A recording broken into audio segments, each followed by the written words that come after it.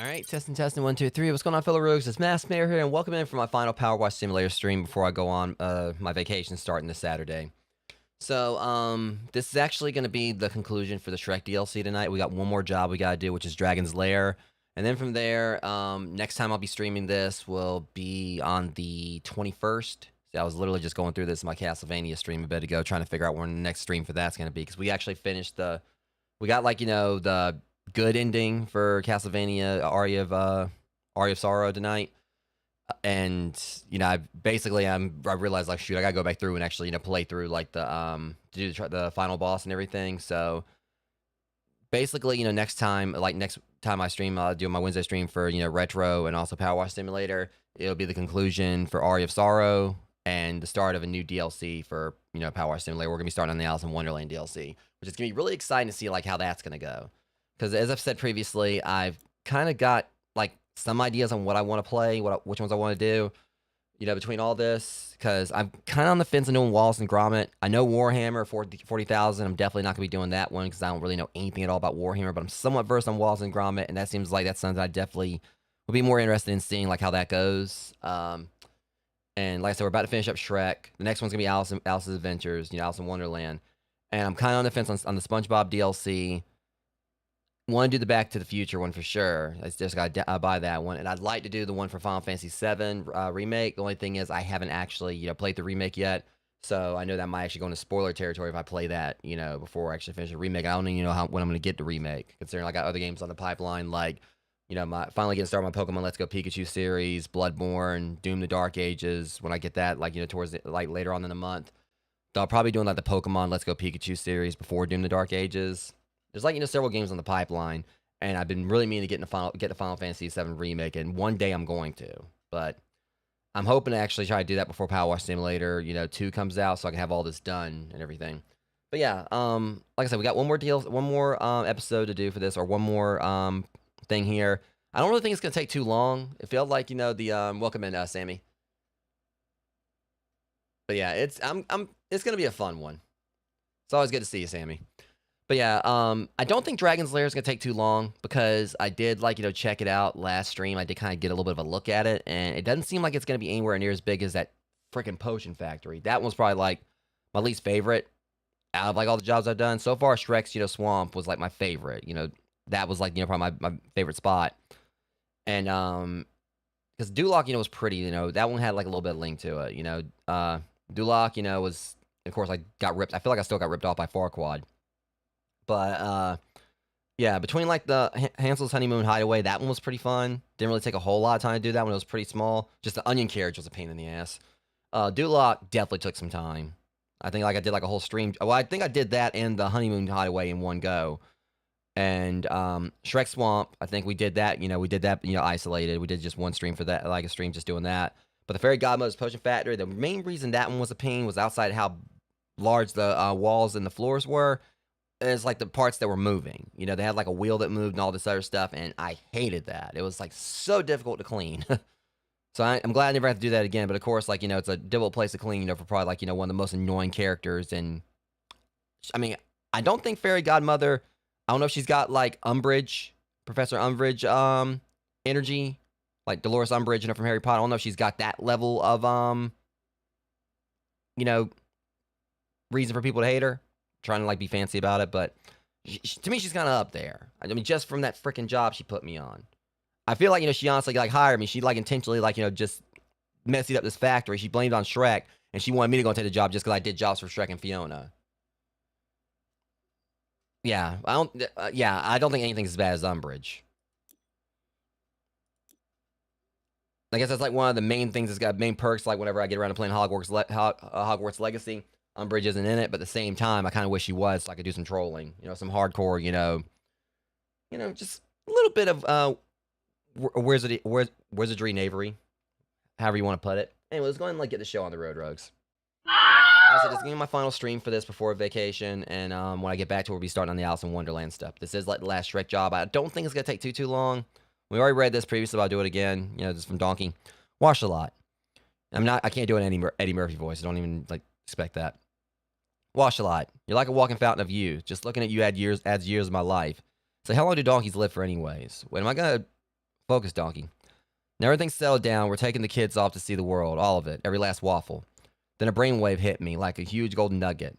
While we're away, why don't we rent out the pad on Airbnb? Top up the reserves. Help us to sleep extra tight at night.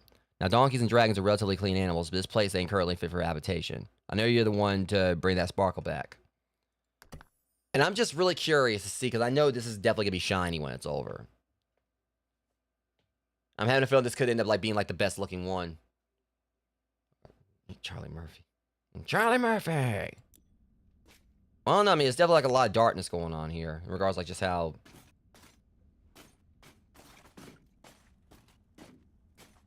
So yeah, I'm just trying to figure out like exactly what all this gunk is. But... either way. So yeah, the King Harold statue. We got like a lot of work to do. But first I just want to see, is it going to be shiny? Watch this, I'm going to just spray once and... Listen, there might be a couple things in here that get you back up. To get your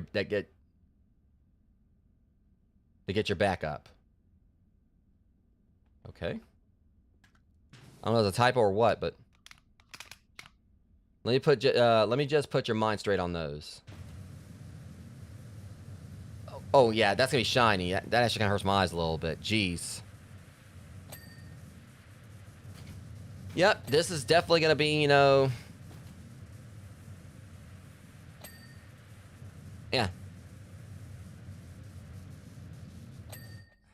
Guys, this might hurt my eyes. I'm dead serious. Jeez. I ain't even, like, got it fully clean yet, and it's bright as hell.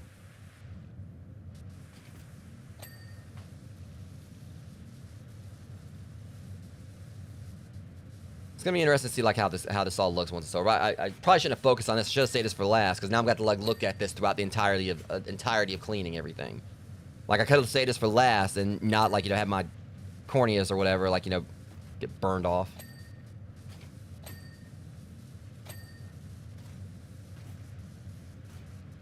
Okay, at least this is gonna be very interesting to clean. I could start with this. Jeez, even the curtain's bright. Was it freaking Gryffindor?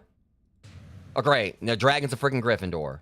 We're making Harry Potter jokes, and yeah, dragon is a Gryffindor. I'm dead serious. That looks like the Gryffindor flag. Hold on. Now I gotta look this up.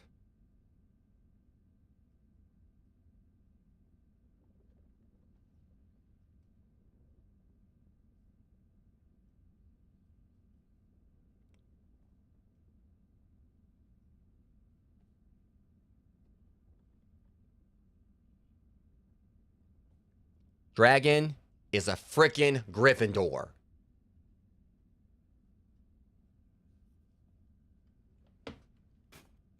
It looks almost just like it. It looks almost just like the Gryffindor flag. It's not like verbatim, but because I think because Gryffindor, and I never actually knew this. Apparently, Gryffindor's got like a snake tail. I never knew that before.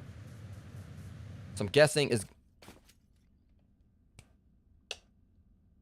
if this is actually what I'm seeing here. If this is, do not tell me I never actually saw this before.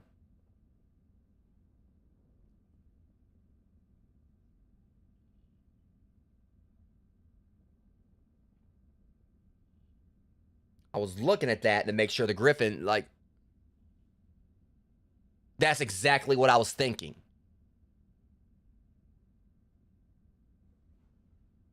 That's exactly what I was thinking. You know, if this is actually the proper, I mean, there's different Gryffindor flags, but it does look like a chimera.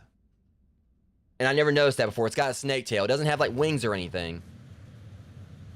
Because we go by, you know, some depictions of chimeras, like specifically going by the one from Dragon's Dogma. It's got, like, you know, it's the tail is a snake. And it's got, like, 2 heads. And it's got, like, you know, the goat. Actually, I think, like, the goat was its back, and then it had, like, a lion's head and everything. But it had, like, extra head, like, you know, above the lions. It was, like, really weird how it looked. But there's been different, like, concepts of it. One of the ones that's always been, like, my favorite design for a chimera is the one from Gauntlet Legends. Because, like, it's all 3 heads, like, side by side. It's got, like, the lion's body. That, you know, it's got, like, eagle's wings. It's not even a goat with that one. I think it's, like, a lion, an eagle, or a falcon, and a snake. And all 3 heads are side by side. Yeah, I mean, I guess that was like a proper flag, like a Gryffindor flag. It looked like it was. There was like different listings for it, but I've never noticed the lion had a snake tail before. But yeah, like you said, like, you know, dragon definitely does kind of give like Gryffindor energy. And I know like it's kind of like his bad kind of profile is, but I don't know. Farquaad definitely to me like, you know, screams Slytherin.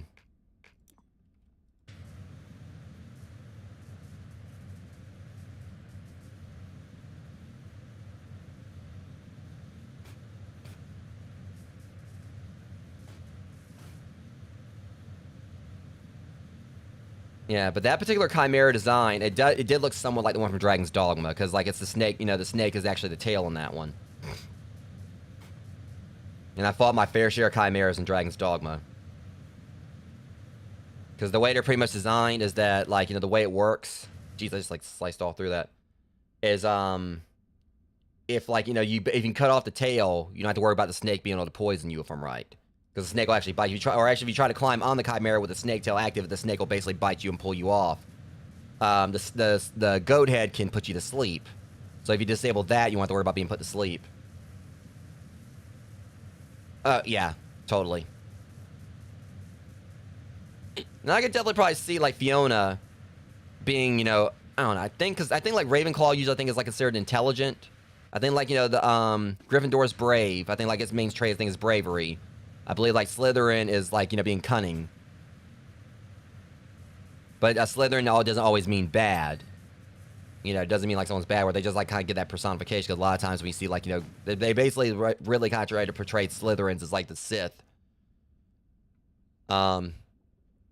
Yeah, and I definitely need to, like, get back on Dragon's Dogma, too. I'm waiting to see if they're going to do any DLC, but I've definitely put my time into Dragon's Dogma 1. If you actually see my stream on here, Amber can tell you about, like, just how I went through there and was being a menace, because with my level, like, you know, Infinity character. Just so you guys know, level Infinity doesn't mean, like, I cheated the game, wherever. When you reach level 200 in Dragon's Dogma, you get an Infinity sign. Like, when you're fighting the dragon, and you're basically strong enough to the point where you actually can beat the dragon's ass, like, before the actual official final battle with, like, when during, like, the chase scene with it. Oh, yeah, Fiona, I don't know, I kind of like thinking, Because she seems like she's kind of like intelligent. I don't know. I kind of feel like Shrek might be a Hufflepuff too, but I don't know. Shrek is just Shrek. I can't remember, like, you know, the whole... like I said, I know, like, I think, like, Gryffindor's always, like, been seen as brave. Slytherin thinks it's supposed to be, like, cunning. I think Ravenclaw is supposed to be intelligent. But a lot of people also put, like, the whole concept out there, like, you know, Hufflepuff, I think it's, like, friendly, but they're also, you know, ditzy.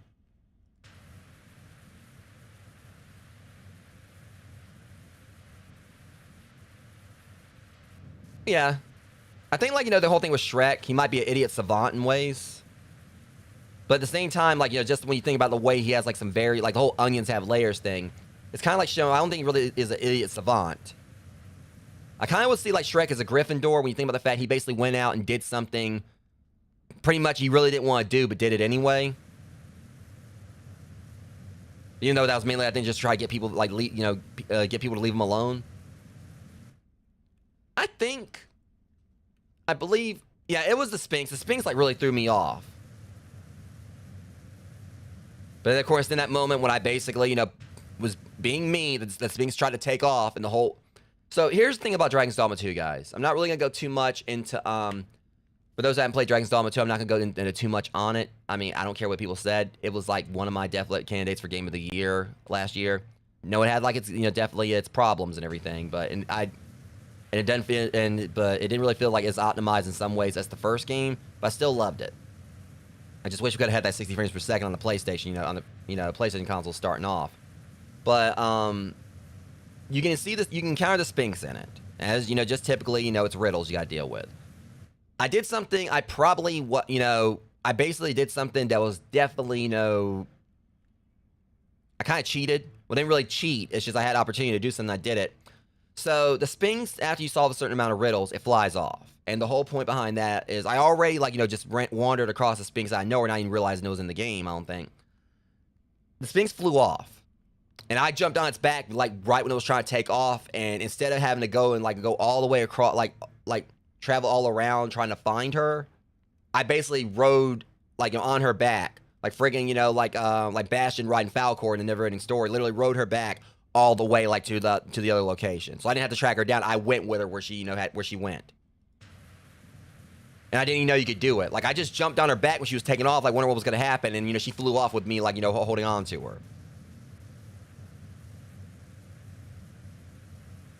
Yeah, it was basically a feature. Yeah. It wasn't really a glitch. It was cheesy. I mean, I definitely, like, you know, it was cheap what I did. Like, because the way the game is designed, you're supposed to actually go and find her on your own. But, because that's basically how it was the first time. Like, there, you know, she basically, I just went up to the shrine, and she was just sitting there.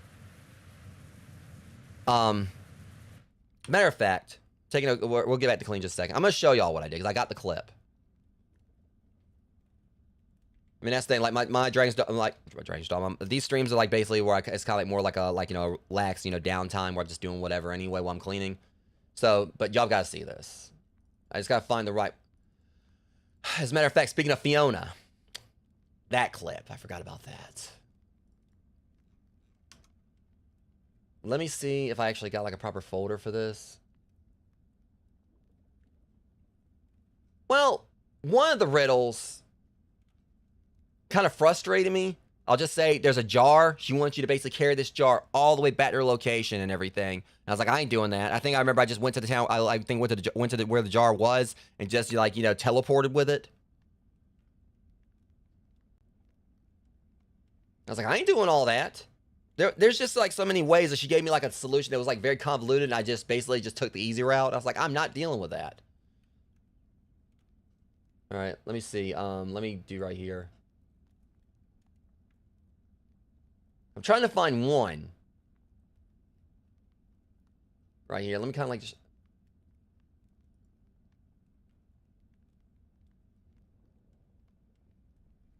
Oh, well, first I'll just start with this one. Yeah, see, you know, hang on, let me see. Right here. Okay, yeah, so I'm gonna go and just, like, you know, just... Alright. So this was, like, one of those moments where, you know, my character was, like, stronger now. I think this is the right clip. Hang on. Let me, like, take this down for a second. Let me make sure, like, compared to, like, when we were playing, like, Headliners recently, I'm gonna make sure I, put my face cam back up and say, this is, like, my perspective from back then. Yeah, see, you want to attack us and everything? How'd that work out for you? Got something in your eye. Oh! He hit his head on the way down. Sucks to be you, buddy.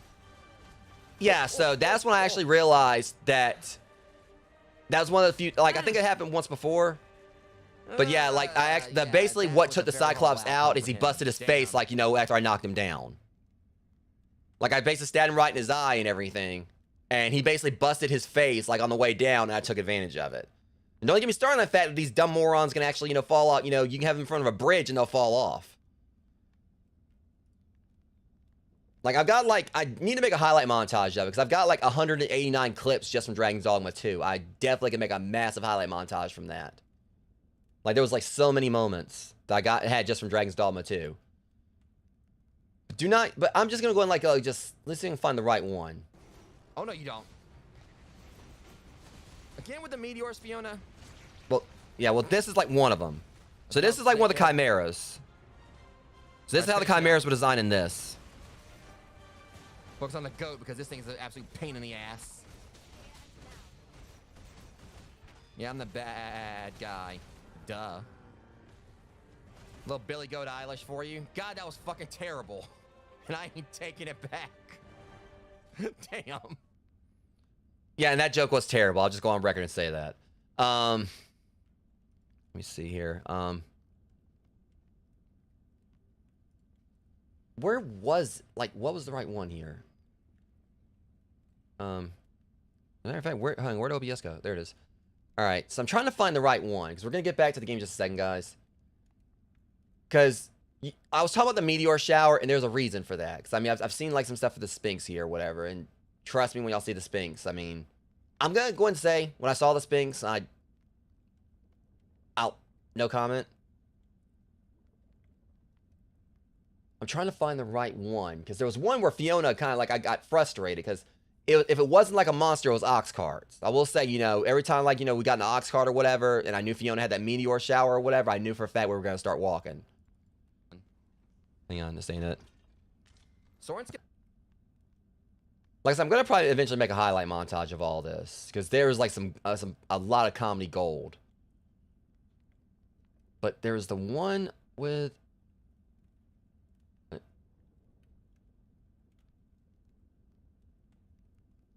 right here? All the way down. No.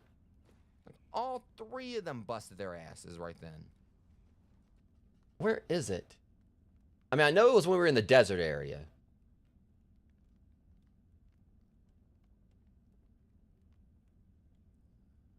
All right, come on. What one? Which one was it? Might have been this one. No, that's not it either. Darn it. Hold up. Okay, I'm just trying to see. No, that's not it either. I wish there was a way to kind of, like, really see, like... There's just so many clips, but... Wait, hold on. What's this one? Is this the... Oh, yeah, this one. So a dragon actually invaded the town. Yeah, there's harpies. Yeah, I can't really control what Fiona does. That's the thing. She does it all on her own.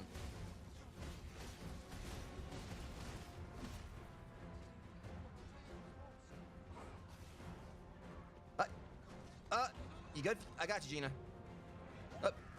The procedur's throwing everyone. Damn. Oh, that wasn't it.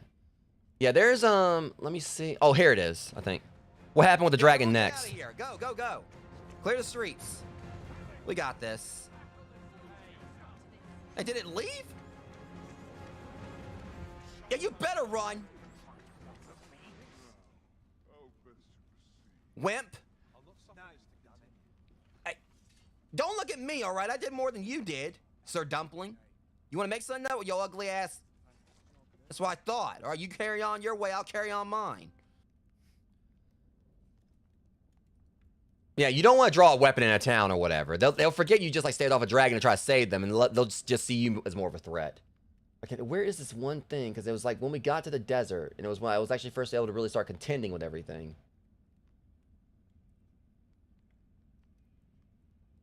Where is the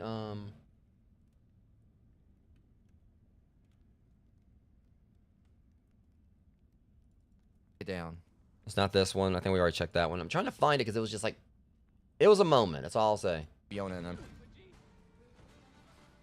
Let's give it a try. Where is it? Might have been this one. Yep, here it is. Probably like one of the best clips I got from this, but I just, yeah. So the thing is, Fiona is a mage, was a sorcerer class. That's all I'm gonna say right here. And we got a griffin. I've always loved the design of the griffins in this game, but apparently Fiona hates them. Just see, you'll see. Here we go.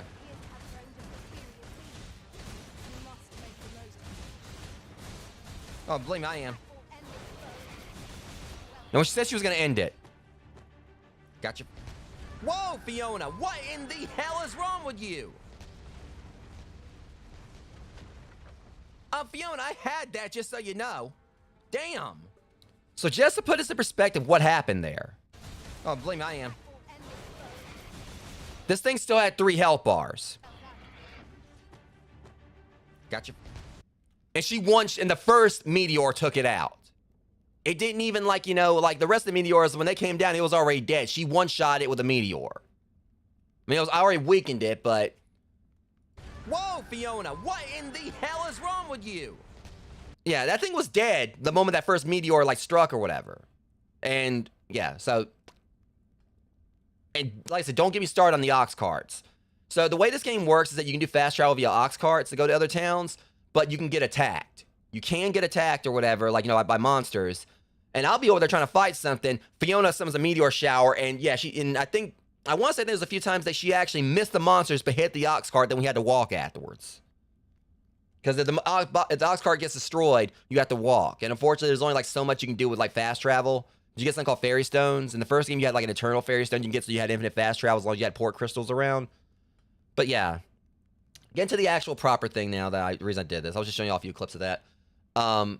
Just to show you this. So, I don't know if you saw this. Hang on. I forgot what happened here. I think I made a Star Wars joke. If you use a Jedi mind trick, son of a bitch. Wait, I've changed my mind. You take it. All the jokes I've made about these things being Force Ghosts, and then damn this asshole didn't just pull out a fucking Jedi mind trick. I can't with this game. But yeah, so yeah, the Sphinx. Just going getting onto it. After all, that which is won by brute force is apt to be lost to the same. Okay, so I'm gonna go and just say this Perhaps straight up. I might interest you in a game of wits instead. I set before you a simple task. Solve my riddles to satisfaction. This may sound very bad here, but why in the hell did they make her hot? Like, yeah. Let me see, but so the way that the Sphinx was so well designed, if I think this is like the part right here, not the one I was talking about where she, Yet, how will your eyes advise you? Venture through yonder door and retrieve that which is. Please let this be right.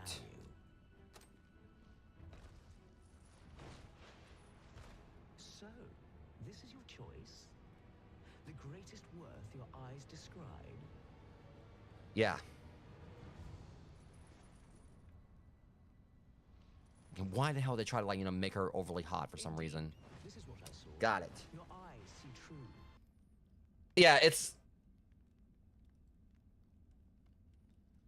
But yeah, so basically it's just the Sphinx was like probably one of the best parts about Dragon's Dogma 2 to me, just because of the design of it, like the mannerisms, like, you know, the whole the head tilting thing, even down like how they showed like her, you know, the way her eyes like well, I don't know if I'll say dilated, but the way like her pupils like, you know, did and everything, like they did like just so much attention to detail with her. But I'm trying to find like the right one. It's so hard to like kind of see like, you know, where her I don't think it's this one. No, that's not it. Wait, hold on. Botanically speaking, of course. Hang on. Yeah.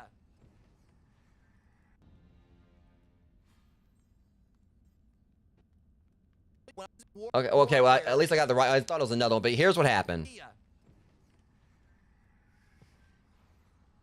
know, I probably have had, like, you know, what the hell? Yeah, this was fucking stupid as hell.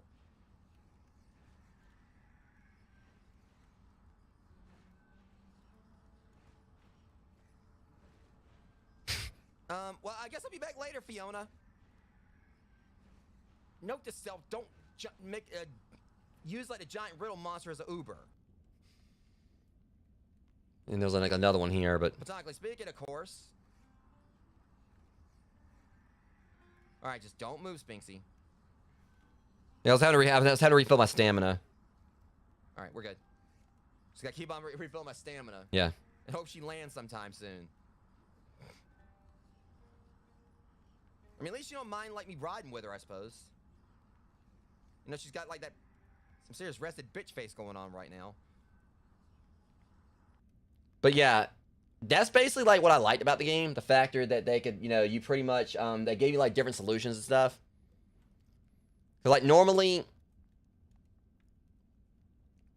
yeah...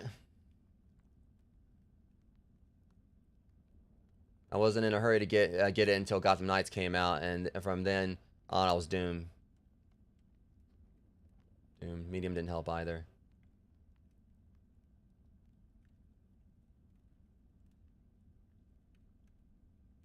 Yeah, Gotham Knights was great too. I did like, you know, like I enjoyed Gotham Knights, but yeah, Dragon's Dogma 2 is, you know, absolutely great. The thing is, it's just that there was like a lot of frame rate issues, but they have like done a lot to actually fix it since then. Like, I think they put like a fix out like, you know, within 1 week or whatever. And I haven't really kind of dived back in to check out like, you know, the new stuff, like, you know, the new the optimization, and see if it actually runs better. I think some people are saying it definitely does. I just kind of like, the thing is with them using RE engine, which is obviously, you know, with like the Resident Evil games, that, you know, you seen like how well the frame rate is on those. And also I think they even use RE engine for Devil May Cry 5. But Dragon's Dogma 2 took like a massive performance hit. But still didn't take away from it, because one thing that's always been fun about Dragon's Dogma, for those of you who haven't played it, is the flexibility. It's like you, in regards to your vocations, like, you know, your jobs, your classes. So you can go in and like and try it. Like a lot of games, like RPGs, where it lock you to one class. If you want to, like, you know, do something else, you have to like switch to another character, like make another character. But with Dragon's Dogma 2, the way it works is that you can pretty much, you know, try one job, like one class or vocation, and if you want to try something else afterwards, you can switch. You know, you switch something else. All right, Amber. So yeah, you can actually, you know, switch midway through. And there's actually some vocations that have like stronger ones. Now, the one I'm at now, I think it's called Warfare. So technically it's like an Edge Master. So you may see the odd sword here and there. Yeah, and that kind of makes sense, because like Dragon's Dogma 2 is definitely like much wider scale. It's like, you know, definitely like more open, it's open world, so. But yeah, don't worry, they're just collectibles. I'm pretty sure they are. Right, from people like, you know, people, the dragons, like, you know, Knights of Dragon Slain. But yeah, that's one of the beautiful things about Dragon's Dogma. They gave you that flexibility. Shiny knickknacks that my beloved picked up along the way. You say that. I don't think Donkey wants like a you know, trying to hide that, you know, he's married to a murderer. But then again, when you think about the dragons, like, you know, the Knights probably started it.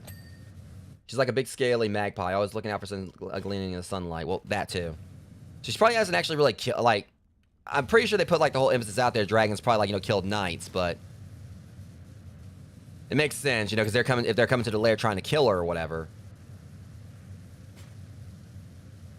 But that's kind of like the thing about Shrek. They basically kind of put the whole concept out there, like the misfits and the ones you normally see like being the bad guys being the good guys.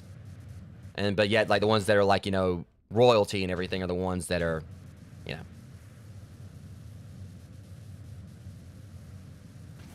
Yeah, I hear you on that, RGB.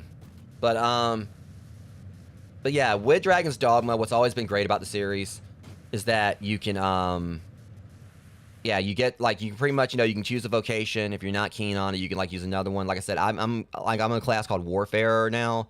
Takes a lot of getting used to. It basically makes it where you can use pretty much any weapon in the game.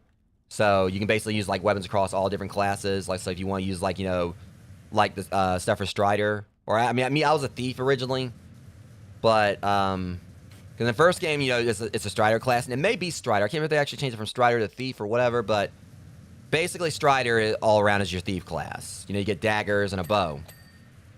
You got different vocations that let you have different abilities, different weapons, and you're locked to that. But Warfare lets you I can't remember if it's Wayfarer or Warfare. I think it's Warfarer that lets you pretty much use any weapon, but I don't think you actually get like the ultimate skills from it. There was like definitely some catches to it, but it's like one of the most flexible classes because you can pretty much use anything. But as y'all saw, Fiona was a straight up sorcerer, which is like it's an advanced vocation compared to mage, if I'm right. But yeah, they pretty much give you that flexibility where if you got a class you're trying out, you can level it up, try, see if it's going to work for you. If it doesn't, you can go and switch to something else. And like each class has like, different play styles.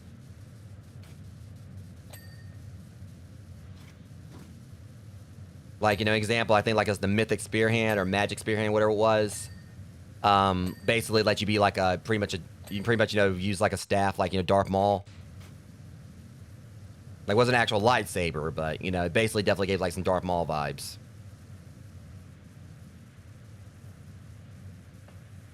But, yeah,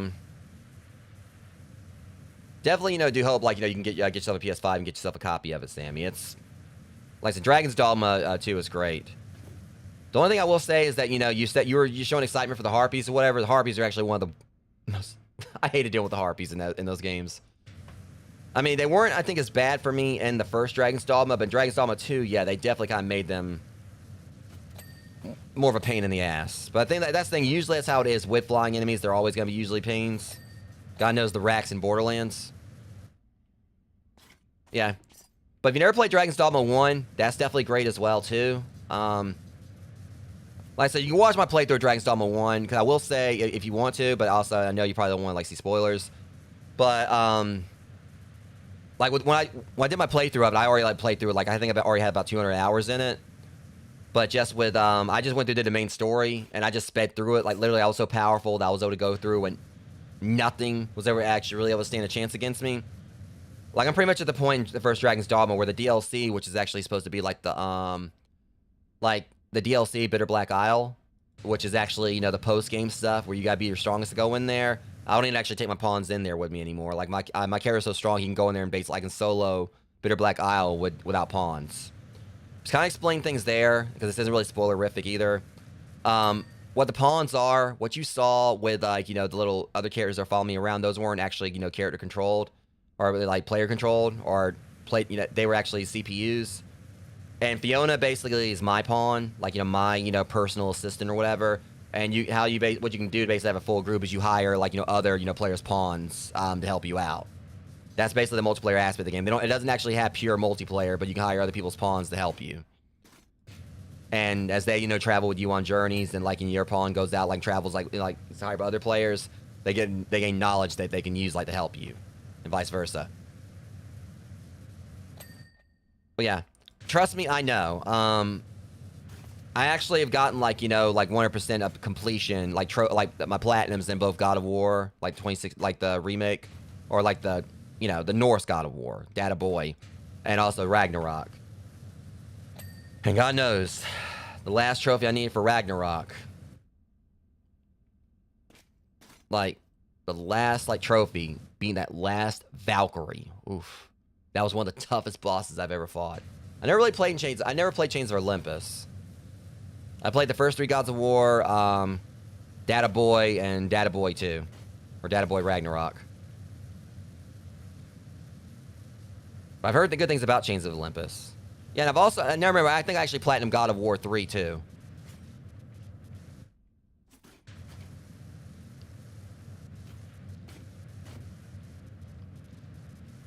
Yeah, but that's the thing about Dragon's Dogma. There's, like, so many different, mythologies they, like, represent in there. You got golems, harpies, chimeras, cyclopses. The only thing I hate is that one of my favorite enemies from the first game. They actually took it out in Dragon's Dogma 2, so I'm hoping they're going to save it for DLC. Dragon's Dogma has a badass design for Hydras. God knows I absolutely love the design for the Hydras.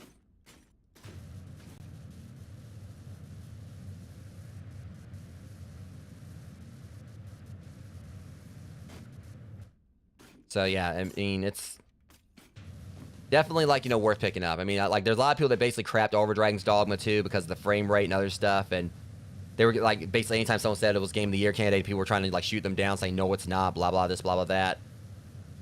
Like I said, for me, it was a personal Game of the Year. I can understand why a lot of people wouldn't have seen it that way, because it definitely had its flaws, and to me, there's, like, a lot of things that I wish they would have kept from the first game, and the combat didn't feel, like, as refined as the first game for whatever reason. That's bad, considering, like, you know, Dragon's Dogma 1 came out, like, probably about a decade ago. But, yeah. It's definitely, like, one of those games where you can definitely, like, just take in the scenery, and they got, like, so many side quests.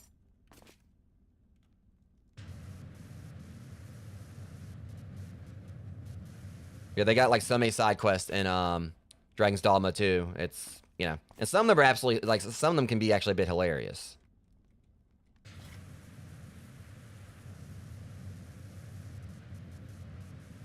And not to mention, it also has, like, a romance system, which isn't really the best. I didn't really dive into it too much in Dragon's Dogma 2.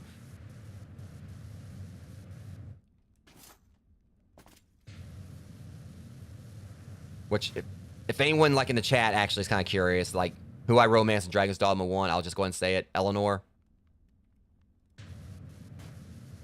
That's all I'll say. Eleanor. I know, like, that people have mixed opinions about Eleanor, but...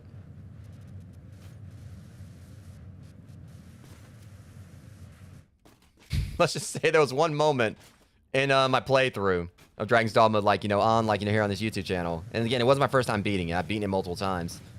And I got, like...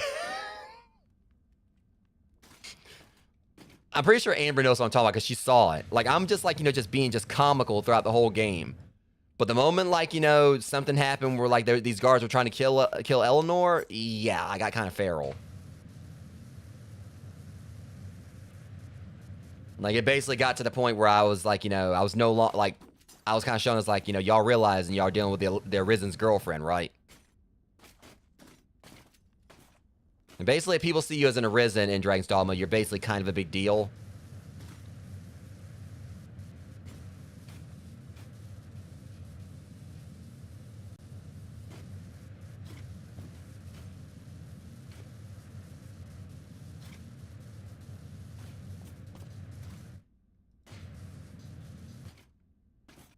But yeah, I am hoping they do come out with some DLC for DD2. And I feel like they're probably going to. I think it took a while for them to come out with Bitter Black Isle for the first game.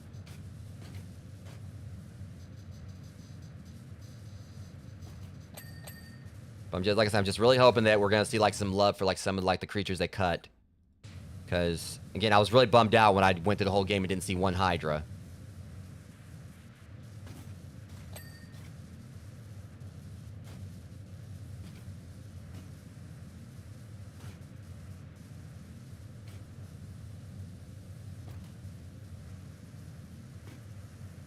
Okay, at the very least, like I said, I mean, I was kind of like just, you know, kind of yapping a little bit, just kind of like, you know, extend the time for the stream out a little bit. Because I knew this wasn't really going to be a long job. So we're basically storming right through it. Even with me yapping and not really focusing as much.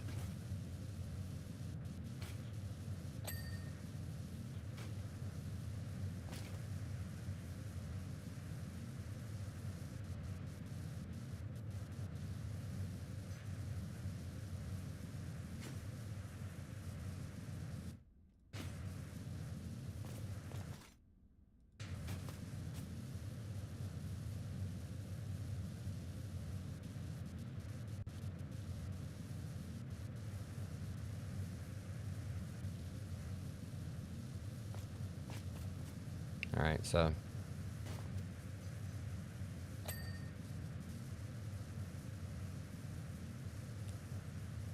But I am really excited for the next DLC I'll be doing. Like I said, like, next time I play, after I get back from my vacation, I'm going to be doing the Alice in Wonderland stuff. And I think what I've heard is they've said that's actually like the longest DLC. You know, which I really don't mind. The poison apple. I'm just loving. I think we're like seeing like lore stuff. Wasn't the poison apple the bar, or like the tavern from one of the movies? I swear, I'm just looking this up.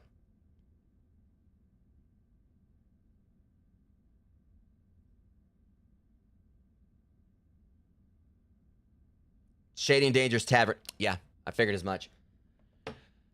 I think that's like where a lot of the villains hang out. Okay, at least I remember that one. So I just think it's hilarious that Dragon basically just yoinked the sign.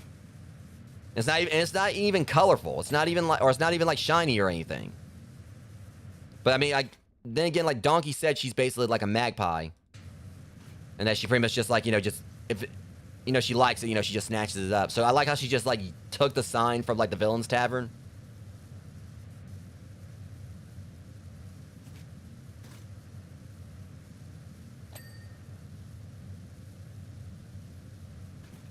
And it makes me wonder. I'm wondering if I'm going to see more, if I'm going to see anything else.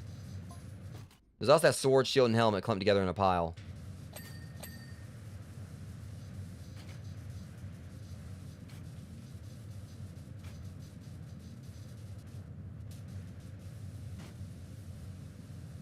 Rest assured, they just coincidentally gathered together like that. Now I think he's actually trying to, like, you know, hide the fact that she, like, you know, straight up, like, you know, burnt like a knight to a crisp. There's be no judgment here on that one. Especially if Farquaad hired them.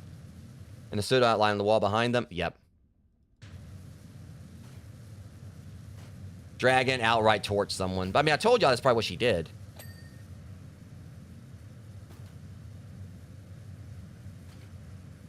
That's just lighting playing with your mind. Now he's gonna be wanting to look for it.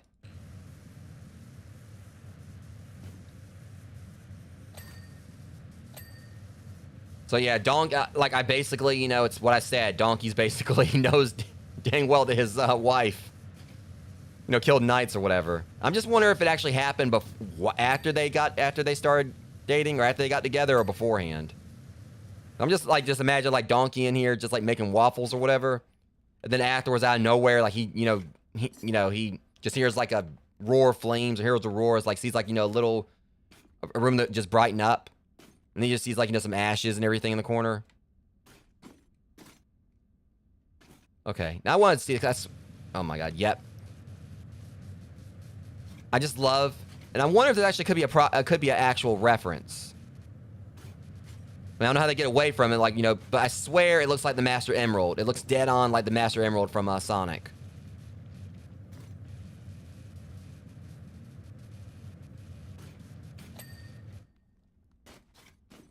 I mean, I want to say that's probably what they did. I mean, it could be like I wonder if it could be a reference to Sonic. Like Sonic Adventure and everything. Because it looks like the Master Emerald. I mean, I don't know how they if they can actually get away with that, but... But technically, the Master Emerald literally is just like a giant emerald. So they could technically put something like that in here and, you know...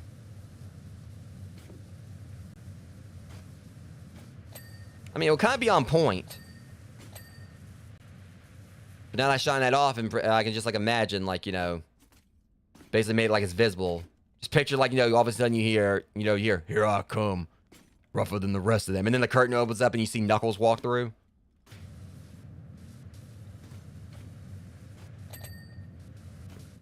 Or actually even better, like, here, knock, knock, it's Knuckles. Like, you ain't got to knock, dude. Like, just pull the curtain aside. And then he just comes, like, smashing through the wall.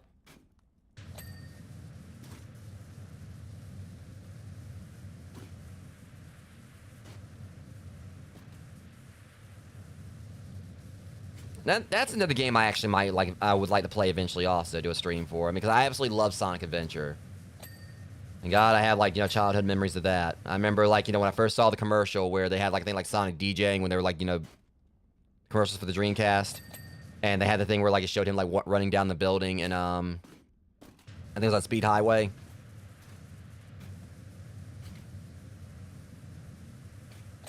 God, just the nostalgia just hit me right there, but... I remember, like, when I got, like, I think I actually had, like, a demo disc. I don't remember if it came with my Dreamcast. I got a Dreamcast for Christmas. And I remember I went in there, and because the thing is, when, I think my mom and my uncle, like, pulled their money to get it for me. And they didn't get me any actual games for it at first. I didn't have any games for it right then. They told me that we were going to go out in a few days and they'd like let me pick something out.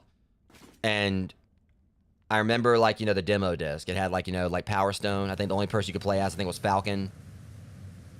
And I played like, that constantly. Like, it had a demo for House of the Dead 2. And I believe it had one for Sonic Adventure that was just for like, Emerald Coast. And God, those are some good times. I mean, I basically kind of went on point before saying my childhood definitely had like some rough spots and everything. I never really went into it on stream too much. I mean, I've talked about my cousin who ripped my, my first edition, holographic Charizard in half, but like, I remember the whole thing, like, when I got that Dreamcast, it was, because I know, like, a lot of people basically said it was kind of more of a failed console, but I don't care. I had, like, my memories with it. Shenmue, Jet Grind Radio, or Jet Set Radio, Zombie Revenge, House of the Dead 2, Sonic Adventures 1 and 2. I mean, even Sonic Shuffle, like, that one, like, little game that they basically made, kind of like, basically it was like Sonic's, like, version of Mario Party. But for some reason, I just keep thinking back to that demo disc. It's kind of like, how it is like with the PlayStation. Like, I had like so many memories with the PS1, and so, like, to me, like, for all the full games I had, I keep on thinking about the PlayStation Underground, stuff. I think that's like, how I first like, played Croc, played Croc, Jersey Devil. I think when I first got my PlayStation, my PS1, I definitely remember like that day.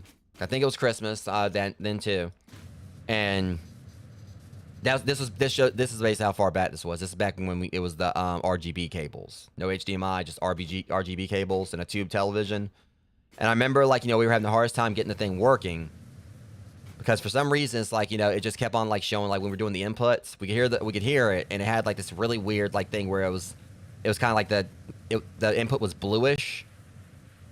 Like, it kind of had like a blue input to it. And we couldn't like really understand like why it was doing that. I think they had to go out and get me like a RF switch or whatever. But it kept on like just had like a thing where it was a blue input. Or it was like you could see like the gameplay. Like the Crash Bandicoot 2. I could go in, I could actually see enough just to kind of go in and play a little bit. But it just had like, this weird thing. It was blue. It was like doing like a scan thing, like, or like not scan lines, but it was kind of like, scrolling. And I remember that like, just, I think it's because what had happened, I think I can't remember if I got a PlayStation 1 first or a Nintendo 64 first. I can't remember. I mean, which technically back then it wasn't a PlayStation 1. Like, I want to say I think I actually got the PS1 first. But I mean, it's really hard to kind of remember. But I know I kind of like had the thing go out with both of them. But I think now I remember. I think like I actually had like the PS1, like the PS1 first. I can't remember. But another like fond memory was basically when I got my Nintendo 64. Like I said, so far back I can't remember like which console I got first between those two. But I know we had like the little issue with like the scrolling blue lines or scrolling blue input. But I think there was like one night I was in there trying to get it to work, and like the Nintendo 64 to work, and I was trying to play Mario 64, for the first time. And then I think like I kind of like plugged something on the back of the TV and like went around back to the front, and it was like a picture perfect, clear input. And keep in mind, this is like one of those those rare times I actually saw. Cause I think I actually got the Nintendo 64 first, and this is like probably like the first time I actually had like a 3-dimensional console. Previously I just had like a Super Nintendo and a Genesis.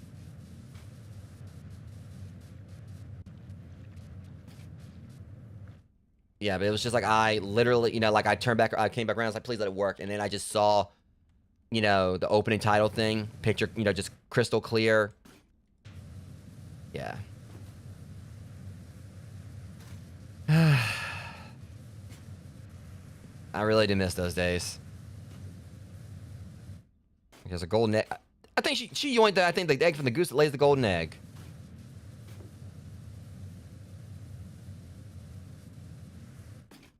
And that's just kind of like, basically, that's just kind of like, I can just remember, like, each console I got, I can remember the first game I played for them.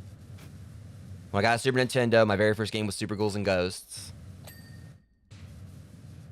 And I remember, like, because it was like the Super Nintendo bundle that came bundled with Donkey Kong Country. I had no, and like, thing is, and like, even though it came bundled with the game, my family pretty much said they were gonna, like, you know, we're gonna go like to the local pawn shop see if they had anything over there on sale.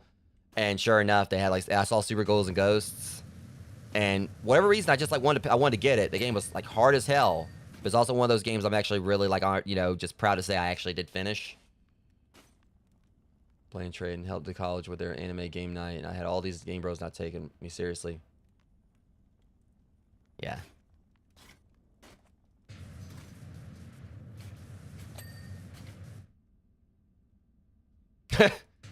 And I bet like they got humbled, or they probably like, didn't want to admit it.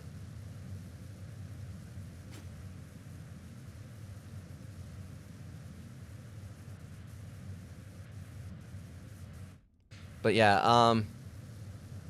but I remember like when I got my Super Nintendo, it was first game was Super Ghouls and Ghosts. But then I got hooked on Donkey Kong Country like a bit after. And the ironic thing was I was able to beat Super Ghouls and Ghosts, but I couldn't beat Donkey Kong Country. And that's another one I eventually would like to stream again too for Retro Night, because I did beat Donkey Kong Country for the first time ever. I think I was on Twitch at the time. But I've always loved the Donkey Kong series, and you know, I can't wait for the new game that's gonna be coming out. That's gonna be one of the reasons I'd get like a, you know, I want to get a Switch too, alongside that free roam Mario Kart. But yeah, for Super Nintendo, first game was Super Ghouls and Ghosts. Genesis, I want to say I think it might have been X-Men 2 Clone Wars. It was either that or Vector Man or Sonic 2. I think it was Sonic 2. Because I remember I had like a friend in like, you know, school in the time who knew like a cheat code like where you could play Super Sonic immediately, and he came over and did that, and my mind was blown. So I mean, from there, PlayStation, Crash Bandicoot 2. But again, I was also someone like who spent like a lot more time, like, you know, the PlayStation Underground disc, like even like compared to some of my full games. Like I had Battle Arena Toshinden, Tekken 2, and all that. And I spent like a lot more time with the PlayStation Underground demo disc just because, like, you know, like those little secrets you could find with them, like little secret videos, games, and everything. I know there's a few I played. I think actually had like, you know, some Japanese games, like demos for Japanese games. And there was one that was like a spinning top game, but I can't remember what it was. It was kind of like a Beyblade-ish thing. But yeah. So from there, what was next? Yeah, from PS1, I remember Nintendo 64. I can't remember like which one came first, but Nintendo 64 was Mario Kart. Not Mario Kart? Super Mario 64. But also I had that and Super Mario Kart 64. You know, that was like the games like, you know, my family got for me along with that. So yeah, Super Mario 64 and Mario Kart 64 were my first, like, you know, Nintendo 64 games. I think I got a Dreamcast next. Was it Dreamcast? I think it was a Yeah, I think it was the Dreamcast. Yeah, I think like I can't remember the Dreamcast. I think the Dreamcast came out before the PS2. I can't recall, but yeah, for the Dreamcast, again, like my first game on that was technically Power Stone, because I had like a demo disc for it, but didn't have any actual, you know, full games for it until like a few days later when we went out and they got me like the full version of Power Stone and Sonic Adventure. And there was another one. Like, so moving forward, there was I can't remember if it was the GameCube or PS. Yeah, I believe it was the PS2 I got next. First game for that, I can remember it like, you know, just straight up. I think it was like SmackDown Here Comes the Pain. I mean, well, as far as like me owning a console, but like the first game I actually played, I did get a chance to play a PS2 before I actually owned one because my cousin had one, and the first game I played was I believe it was Metal Gear Solid 2 for that. And as far like, yeah, but then like, you know, for the GameCube, like straight up, I definitely remember that one for sure. I can remember like, you know, how that worked on Christmas because my family, I unboxed all my presents, and they tried to pull a fast one on me because they told me like, you know, because I saw like a box. It was like one box that didn't have like a name on it or anything. I was like, what's that one? And they told me it's like, you know, well, there's some other presents in the other room, you know, for like, you know, for some of us, you know, you need can you go back there and get them for us? And so I went back to the one room. I think there was like one little present. I think there was like one present I saw, if I remember correctly. And I come back to the living room, and the box is nowhere to be found. And I saw, like, my uncle sitting on the recliner, and I just, like, went over there, like, looked up under the recliner, saw the box, pulled it out, and immediately opened it. Because I kind of, like, deduced that point it was for me. And, it was Nintendo GameCube. And afterwards, like, they gave me, like, they gave me, like, another little present. And I could tell, like, it was a game box. And yeah, the moment that, I unboxed that and saw that they got me Super Smash Bros. Melee, yeah, I think I was actually in my room for about a week after that. Because I was homeschooled at the time. So I think, like, I pretty much, barely left my room. Like, when I wasn't, like, doing my homeschooling, lessons and everything. I was basically in there playing Super Smash Brothers.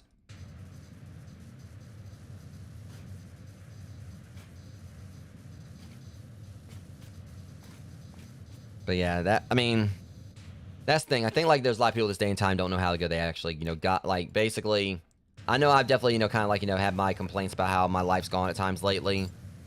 It's kind of like, basically when you got, like, stuff you're struggling with, like, it's kind of hard to not, like, basically, let it affect you. I mean, sometimes the best thing you can do is just, like, just try to work through the best you can, but that can be very, difficult at times. But I feel like a lot of people today don't realize, like, it's just, I miss the 90s and the 90s and the early 2000s. Because, like, yeah, things were, like, more primitive then compared to now. Like, we didn't have cell phones, we didn't have internet and everything. And honestly, in a lot of ways, as much as, like, society relies on the internet and all that today, so much felt like it was better and more peaceful back then. I mean, yeah, there could be the argument that a lot of, like, the problems in the world still existed back then. It's just, like, the internet opened more people's eyes to them. But, back then, you didn't have to deal with trolls. Pretty much if someone had a problem with you or whatever, they had to, like, say it to your face on, be it in person, on the schoolyard or whatever. And you didn't have to worry about, like, people posting about you online, constantly or whatever. You can just basically go home, have a good night's sleep or whatever, and just maybe you have to deal, like, see them again, like, next day or whatever. Deal with it then. You don't have to worry about, like, someone, like, going online posting about you, trying to spread rumors like that. Best they could do is probably, like, go and, like, gossip to someone else and spread it. It's not to say bullying, like, is, not around back then, obviously, because it was, but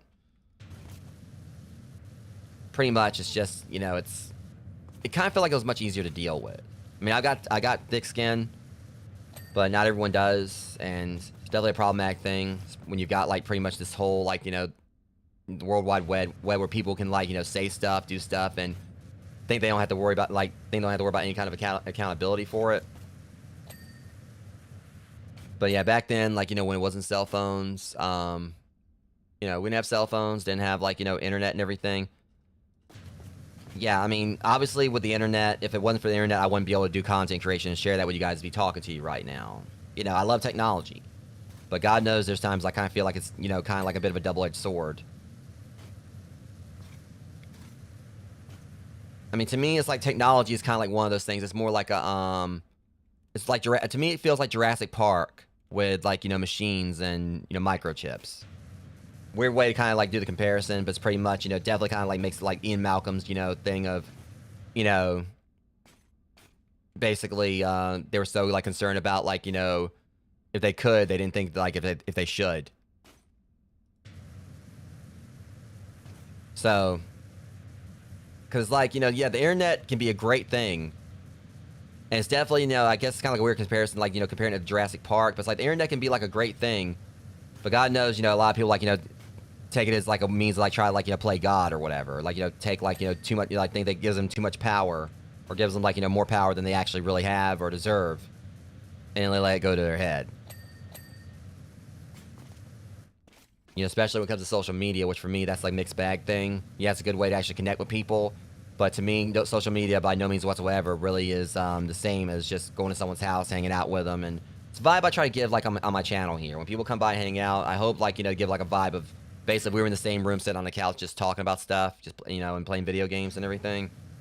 That's kind of like vibes I want to give with my, content. And I know if by some chance I ever actually do make something of this, and, I start, like, basically, let's say we have, like, a bigger influx of viewers, chatters, and everything, it's definitely going to be, like, more hard to, like, keep up with everyone. But that's also what my Discord's for, in regards to, like, just hopefully having movie nights and hang out with people, like, off stream.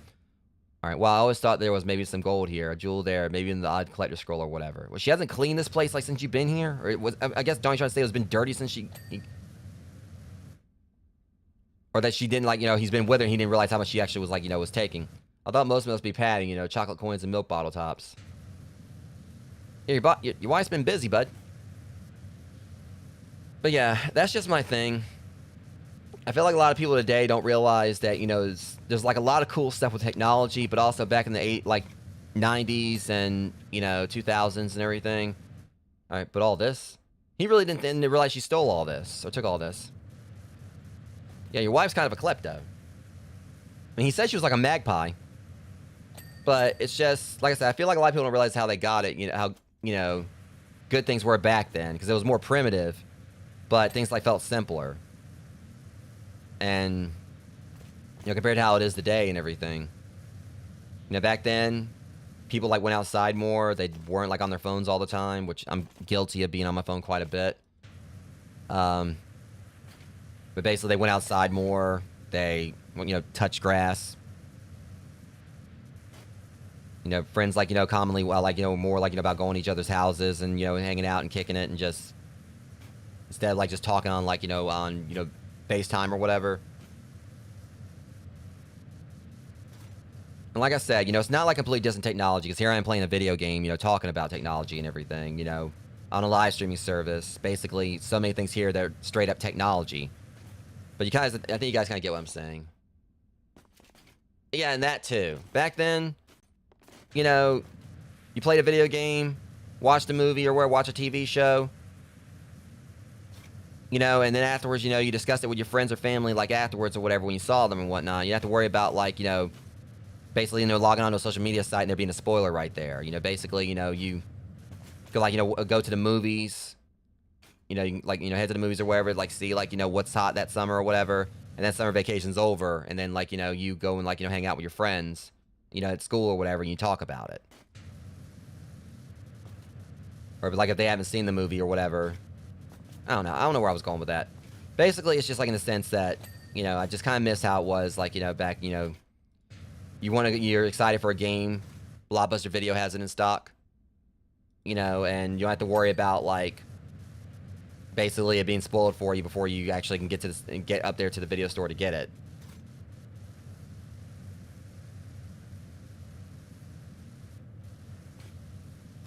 And there's just, like, so many things I can kind of say about, like, why I miss, like, all that back in the day. And I say that as if I'm, like, 50 years old or, like, 60 or something. Like, back in my day. But,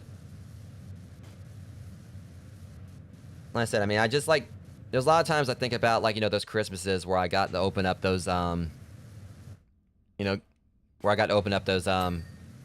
game systems. And, like, the most recent time I actually kind of had, like, a moment that definitely felt like something even close, even, like, somewhat close to that, was when I got my PS5. Because I think I told you guys this story before, but for those who haven't heard it, back a few years ago, it was, like, right when, like, basically when, like, they had, like, the mass shortages for the next gen consoles, or now current gen consoles. And it was, like, right when the PS5s were starting to, like, be able to, it was right when, it was easier to find them again. They were actually slowly starting to show up in Walmart again. And I went out of town. And, I had the money. I had the money and everything. I just went, I went into, like, Walmart. Didn't see any PS5s, like, in the electronics section. I kind of felt bummed out. I was like, you know what? I at least need to try. I want to ask them. Probably not going to get anything from this. They're probably not going to have any in stock. There's no way they're going to have anything in stock. It's still, like, too hard to find these things. So, even though, like, the town in question, it was a small one. I mean, the thing is about as small as the town I live in. It's a town, like, 12 miles away. So I asked, like, an employee. I said, excuse me. I was like, I know this is going to be a definite shot in the dark, but do you guys have any PS5s? He's like, I think we might. Let me go and check. Heart skipped a beat. I was like, wait, hold on. He said he thinks they might. I was like, no, James, don't get ahead of yourself, because, he said they might. He didn't say they do. And I'm right there just, thinking with the glass half, empty. It's like, okay, just don't set yourself up for, like, set yourself up here or whatever. Don't set yourself up for disappointment. Just, it was one of those times where I was telling myself to be pessimistic. I try to be optimistic about things. It's definitely, tough some days. But I was telling myself be like pessimistic because I knew there was a high chance of disappointment. So there was like, you know, like another employee, you know, she was like, you know, standing there next to me while we were waiting and everything. She was asking me like, you know, you've been like, how long you been trying to find one? I was like, a little, you know, a good bit. And so he comes back up. He comes back to the electronics section. Doesn't have like anything in his hand or whatever, and just has like a blank expression on his face. He wasn't smiling or anything. Didn't seem. And I just said to him, "Yeah." And God knows it took me forever to actually get my, you know, 3060. Yeah.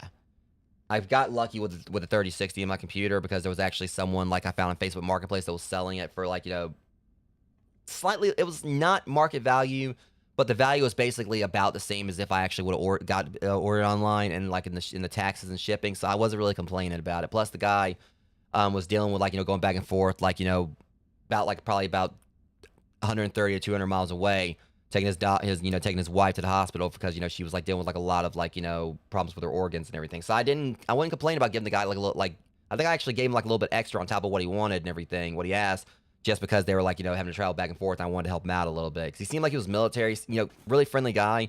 He even like, you know, said like, if you want, like, you know, we can, because the thing about it was, he said like, and he even told me, he's like, I'll bring it to you. He actually was willing to actually, you know, travel like to my house and like and bring it to me. Didn't ask for gas money, anything like that. He just, you know, bought it to me. And that's one reason I gave him like extra as well. And I'll get back to the PS5 story in a second. But yeah, and he said, you know, if you want, you know, we can take it into the house. Or, you know, if you want, we'll take it in, you know, and make sure it works. Like, so you can see it works before you pay me. And, you know, he let me, you know, test it and everything. Because some people would be like, you know, they wouldn't want you to test it. They wouldn't want, like, they just want the money and that's it. But, you know, he was nice. He was very, you know, civil about the whole thing and everything. Very professional. And I still, like, you know, we only, like, you know, really talked for, like, you know, a few days, like, trying to set up, like, you know, set up him, you know, me getting the GPU. Because originally, you know, we were talking about, like, him us meeting somewhere, but he just, like, brought it right in my house. But just that little short, like, you know, time interacting with him. There's been, like, plenty of times, like, plenty of days where I've, like, you know, been, like, just kind of, you know, wondered, like, you know, I'm just hoping that, you know, his wife's okay and they're doing all right. But, yeah, like, but back on point to the PS5. But yeah, he came, you know, the employee was coming to the back, you know, PS5 in hand, kind of had a blank expression on his face. I was like, damn. And the girl, like, you know, the employee next to me, you know, she asked him, was like, do we have any? And he shook his head. He's like, yep. And yeah, the look on my face when he said that, yeah, that for like at least a little bit of time there, you know, from then to like him, like, you know, walking me up front. And then, like, you know, getting the PS5 out from, like, because they had it at customer service. And him, like, you know, getting, like, the PS5 out from behind the thing. And it being put on the counter. And me, like, just it's settling in. I'm about to get a PS5. Yeah, it was a moment. And it was like the God of War Ragnarok bundle. So I had that. And, of course, like, the added bonus of having, like, Astro's Playroom, you know, pre-installed on it. So that was like probably the closest I've had in a while, like to actually, you know, getting that feeling, you know, from when I was a kid, you know, opening presents on Christmas. And it was the fact it was around November, so it was close to Christmas as well. So it was like, you know, the air was cool and everything. Definitely kind of had those vibes. Of course, what would have made it like a whole lot better is if I actually would have like, you know, managed to get it around Christmas, and it would have been like, you know, how it was, you know, last year where I lived, where it was snowing. For me, it was, do I want to pay a scalper for 3080 or for extra 100? Yeah. And that's like, you know, definitely, you know, because the thing about it is I actually got into it with a scalper on Twitter. This is back when I was on Twitter. And so basically this guy, you know, it was back when Newegg was doing their little roulette, like their little drawing thing, where you got a chance to get one. I like went into so many of these things, like, you know, so many of the drawings trying, like, you know, score a graphics card, had the money saved back for it and everything. And could never really, you know, never got picked. Other people were like talking about their success stories and everything. Basically about like the current thing with Pokemon, where we're like, you know, basically the Pokemon Center thing is doing like the little system where like, you know, the queue line, you know, for you to get in. And some people saying that, like how they were actually, you know, able to get like, you know, score product and all that. People who actually, you know, definitely deserve it, and actual collectors and everything.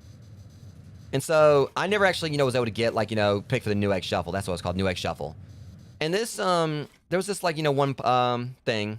There was a post on there where these people were like expressing their frustrations with it, and this guy pops up on there talking about like basically showing where he like scored like several products, and then like someone had said to him like well I hope well I would hope that you're they're saying they actually we're gonna like he already had like one thing, so he was basically gonna like sell this. Like, okay, I thought it's like if you already got something, why are you trying to buy more stuff? Like, why are you bothering with that? Like, why are you like trying to get like more things if you already got like GPU or whatever. So, and he was like, claiming, and they asked him like, well, I hope you're selling that at least around MSRP, and he actually was, and he was claiming he did so below MSRP. I went on this guy's page. He had listings. I mean, hardcore scalper. He basically everything he was listing I think like a 3060 for about like $900 to like $1,000. And he had like listings for PS5s and and Xbox, series consoles about the same price. So he was talking about like, basically selling stuff for like under MSRP, but he was selling way above it. So I mean, I think I tagged him in a post. Yeah, I tagged him in a post, like, basically speaking on it. And he like, was pretty much telling me that I needed to like, basically, obviously I didn't want like, a graphics card bad enough. And I need to try harder. And my thing was, this is Newegg Shuffle. It's literally like a thing where you basically just get picked. You don't try harder with this. Like, it's basically like a thing where they just decide to go, who gets picked and everything. And that's where I kind of like realized this dude was probably definitely, welcome back, Amber. And I'm pretty sure like, he was definitely someone that was using bots. No doubt about it. That's how he was actually winning these things. Apparently it wasn't the first time he got stuff from the Newegg Shuffle. And basically the whole like, thing was I went because I think like what happened afterwards, because again he was telling me like I need to try harder, which again like this is a thing where like it's a randomized system, you don't try harder with it, and I'm obviously trying to do things like legitimately just pretty much just hope for my turn like after like trying to enter the thing, but this guy's like using bots like to get like extra chances, and I was calling him out on all of it, like basically about like how like like pretty much I was just calling him out on all of it and everything. And then I went back on the other post, he was on there still trying to talk and everything, like still like trying to act all like noble and altruistic, and I went on the post calling him out. Like I can't remember exactly how everything went, but I think I actually kept screenshots of it. Yeah, he was literally just trying to say try harder at like a randomized drawing thing.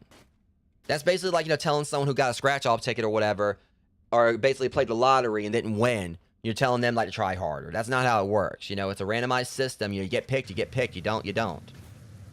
It's not like, like something else that happened back in the day, like pretty much, I remember like back on Cartoon Network when they had the thing for like Banjo-Kazooie when that first came out. I was talking to my friend Mac about it the other day.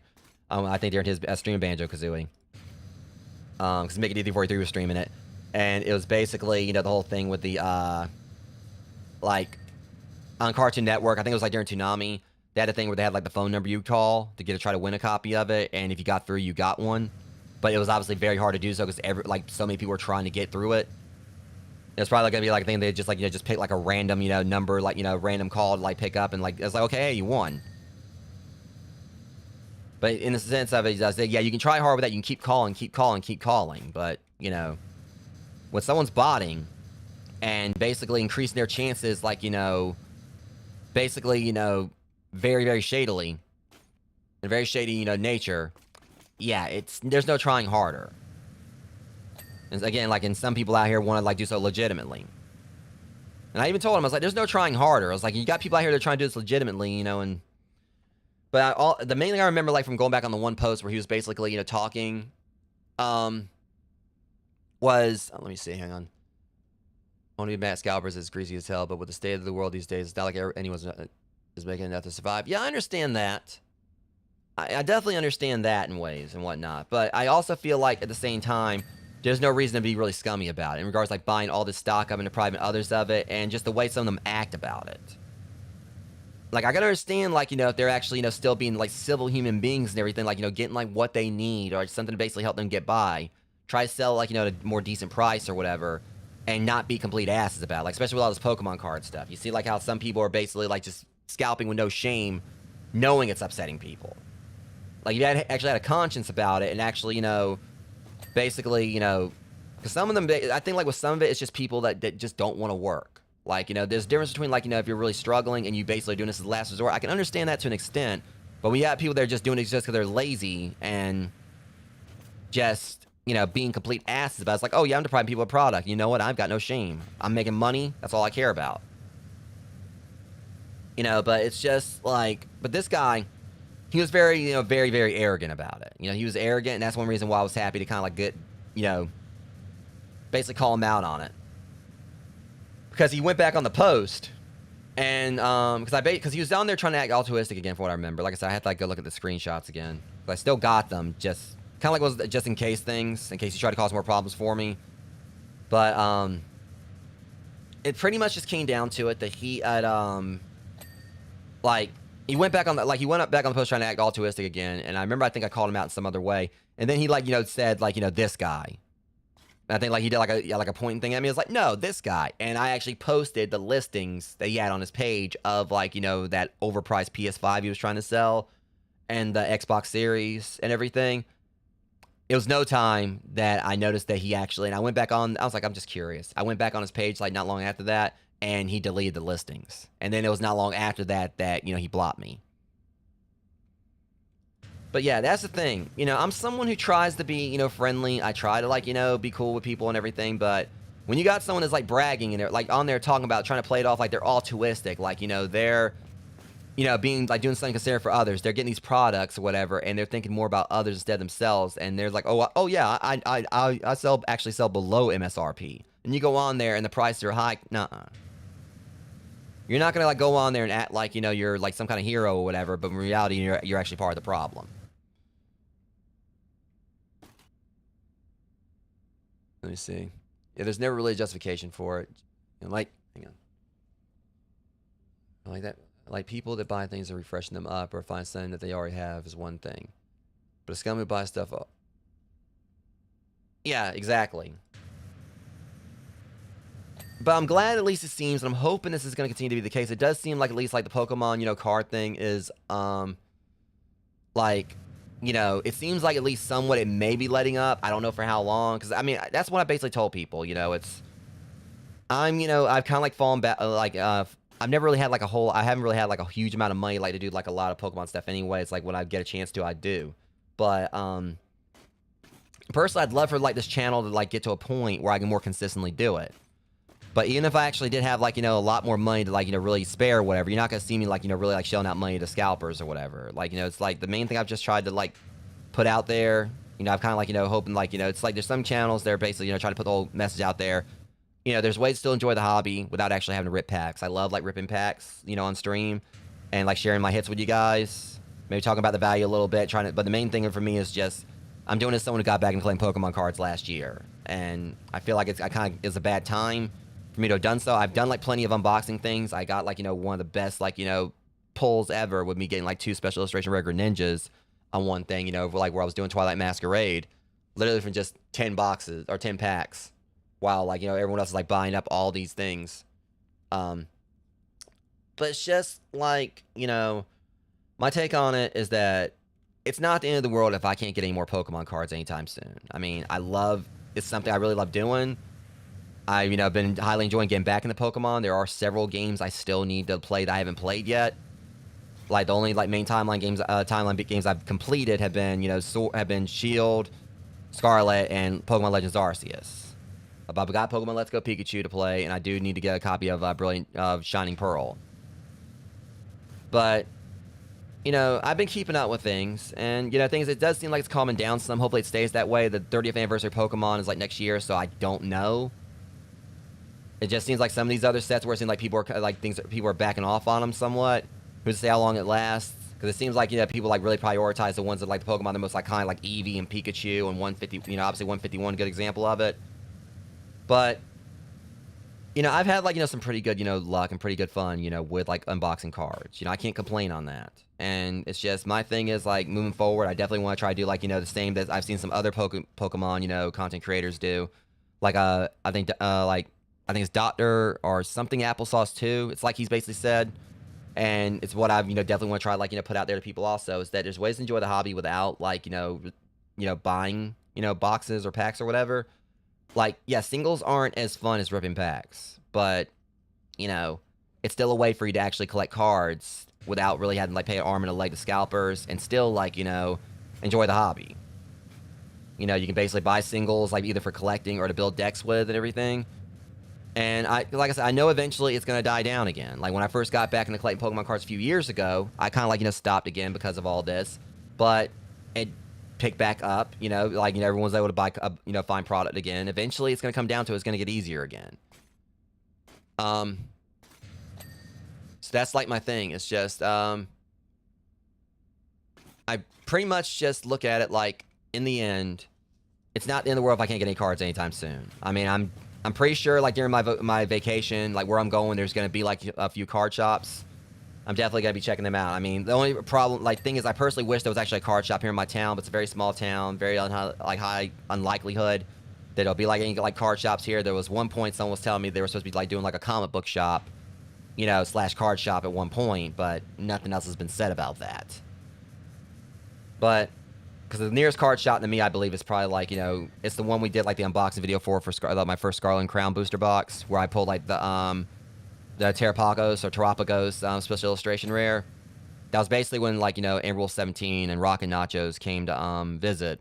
Like, and it was right before, like, right around the time I applied for YouTube partnership, so it was kind of like a celebration of me applying for YouTube partnership that basically became a celebration of me getting YouTube partnership. And we pretty much, you know, did like did the unboxing. It wasn't the most perfect thing. My camera kept on causing problems, but, you know, we did unboxing at the card shop. They were all for it. They were supportive of it. And, you know, it was a fun time. And, yeah, they are. I've actually, you know, been wanting to check them out, like, go by there or whatever, but I haven't really had a chance. Because I know they do have cards, too. And but the only thing is, I think I've only been in the Heroes and Villains, I think, like, once my entire life, and that's sad.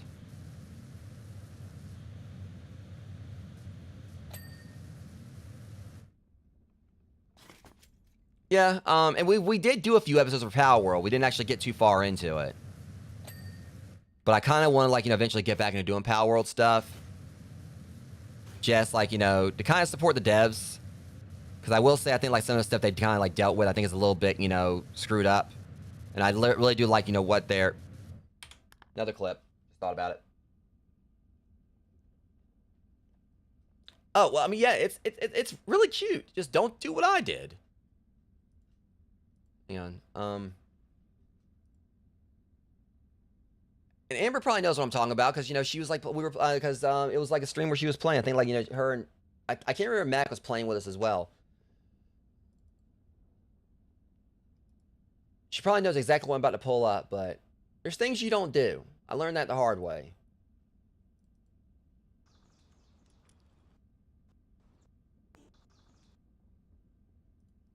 Make sure you guys are seeing this. All right. There's things you don't do.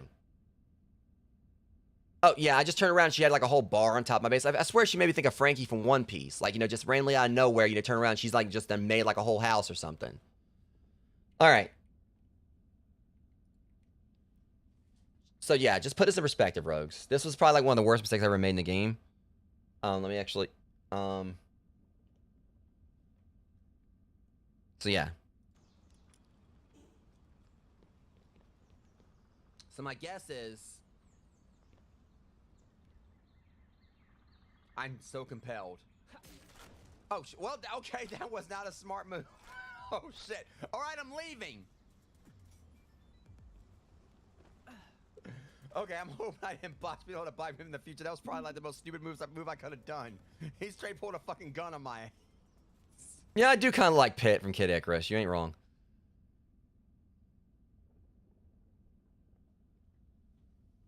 Yeah, so that wasn't one of my proudest moments.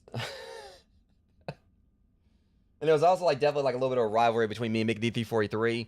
We had, like, a little joke going on because, like, Mac had, his character looked kind of a lot like mine because he had, like, red hair, but he had a beard. So we had, like, this whole joke going on where, like, you know, Mac's, you know, character was my father. There's, like, several clips I got. There was even, like, I think one point where Mac got really surprised because there was, like, one monster that had, like, a very low chance of catching, and I caught it. And it surprised the hell out of everyone. But, yeah, that's what, but like I was saying, you know, it's pretty much, you know, just my take on it. I know when I'm on vacation, I should hopefully be coming back with something like to do, like if, at least 1 or 2 like more Pokemon card streams. I mean, I am the richest donkey in the world. I think I might be. I mean, am I the richest donkey in the world? I think I might be. I think you might be too.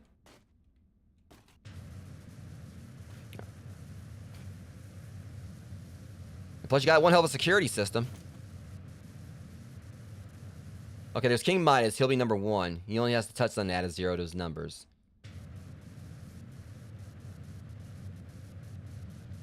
Yeah, but unfortunately, that's more of a curse for him. Definitely like one of the best examples of like be careful what you wish for. I'm definitely number 2. Well, the problem is that at least, you know, with you or whatever, you pick like some gold up and like, you know, take it somewhere, like try to get food where at least you can eat the food. I'm the number 2 richest donkey in the world. But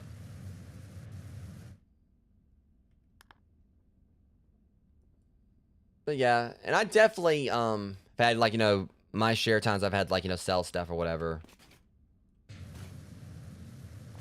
Thanks a million, or should I say a gazillion? I mean, I will say like one example of things like kind of like being like a reason like why I quit Haunt acting, but we're not going to go into that. I mean, Sammy knows the story and so does Amber, but because, you know, because for those who don't know, because I've taught on my Haunt acting before, Sammy is actually, you know, basically, you know, was a fellow, you know, partner in haunting. Like, me and her never actually really haunted together in the same scene, but, you know, we worked the same, you know, a haunted trail together. And that's how I met her.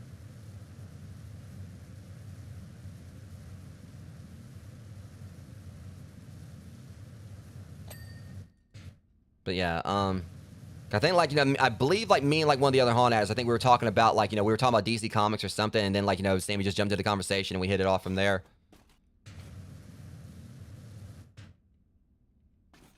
Yeah.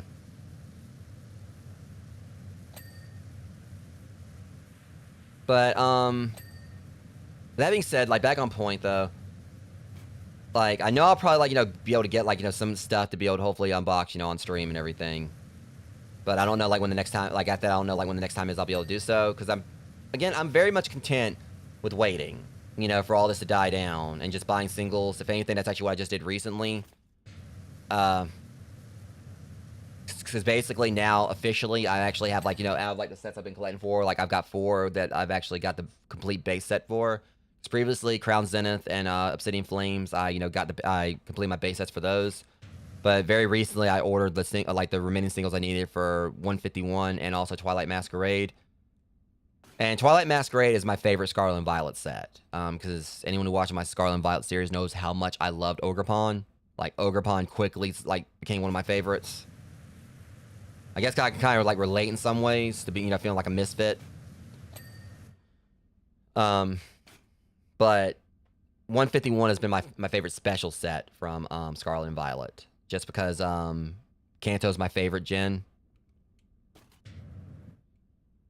But I'll admit, it also might be a little bit biased there because I haven't actually, you know, played like the other, too many of the other Pokemon games. But at the same time, I think it's just with Kanto, it's just because that was a massive part of my childhood. I mean, obviously Kanto was a massive part of a lot of people's childhoods. But, that was good. That's what I kind of like about this map. I've been able to just ramble and just like go around cleaning stuff and everything, but I probably could have definitely, you know, gotten like a lot more done here and everything. Try to like focus a little more while I'm cleaning. But yeah, I mean, that's pretty much just what like I wish more people would do. Just focus more, like, you know, collect singles. I mean, it's not, like I said, it's not as rewarding as trying to, like, you know, do, you know, basically rip packs, try to get, like, you know, the cards. But because my thing is that if I do like anything else for 151, because I've done 2 streams, though I did have to delete one of them. I've got a few of my chase cards from 151. I still need like the Poliwhirl and of course the Charizard. But I got like, you know, like a few of my chase cards. And there was definitely like some comedy behind the first stream I did. But if I do like, you know, do another stream now that I've got like, you know, the whole thing is if I do like another stream, it's gonna be just purely to try like, you know, see like if I can pull any more of the secret rares I need. But if I do like anything else for 151, it's probably my last stream for it. Because that's the thing. Like, there's like other sets I really would like to do, like, you know, my first booster box for if I can. Like, originally I was not really too much sold on Paradox Rift, but now that's become, like I said, I've actually, you know, really I really enjoyed collecting for what I have. I'm not really too much on Journey Together. It's probably gonna be like a lot of stuff I'm gonna probably say on my next like unboxing stream if I do want to like post vocation if I come back with anything. But I'm not really, you know, too much sold on Journey Together. And there's reasons for that I'll kind of like go into on the stream possibly, but I will say it's mainly just because like a lot of the trainers are not really the most like versed on. Because I know the ends from Black and White. I think like really the only ones I really recognize I think are like Ino and Hop. But yeah, like with Destined Rivals, really I think like probably like one of the only cards I'm really interested in that one is the Mewtwo. But yeah, it's just, you know, I'm completely content with like, you know, collecting singles moving forward until things die down. I would like to do like another couple like streams here and there, you know, unboxing streams or like just shorter videos if I can find, you know, if I can find cards. But otherwise, like I said, I'm definitely like one who is all about like, you know, just completely content with like trying to collect singles and just like, you know, try to fill out like parts of his set, like his sets like that. But I definitely agree with you guys or whatever. Like I said, like, you know, I hope things die down soon. I'm just like someone who's not really too keen on the whole concepts of greed and all that. And again, like I understand like, you know, as far as like, you know, if someone is like, you know, buying up stock to try to sell if it's like something they can do to survive. But I'm also in the boat, as bad as it sounds, maybe, that, you know, if someone can go to a store and spend about $907 or spend like basically buy up all this stock, you know, for Pokemon cards, you know, it just to me kind of feels like they're not really struggling that much if they can do that when that money could be, you know, be putting food in their mouth. Obviously, they got like the money to kind of like spend on. I mean, I know it could be the whole thing. It's like, okay, well, they probably like already sold like a lot of stuff to have that money in the first place. But you know, you've got a credit card. You're going like and you know and making all these transactions, and there's a chance of you not selling them. You're only gonna make the situation worse for yourself. And she's got a recipe for like, wow. Okay, that's hilarious. She's got a cookbook for cooking knights, for how to prepare knights. I love it. All right, ingredients: 1 knight deboned, 2 bushels of celery, fresh bushel of quarter. There's gonna be like a very like you know very simple like part of this because knight deboned is the hilarious part. Now watch, it's gonna probably be like something like you know marinate for 3 hours or something like that. Knight deboned, 2 bushels of celery, fresh bushel of watercress, handful of onions, pinch of salt, dash of pepper, 4 gallons of hot sauce. 4 gallons of hot sauce. Hold on. There's actually instructions down here. Let's see if I can read it. To start, first debone the knight and cut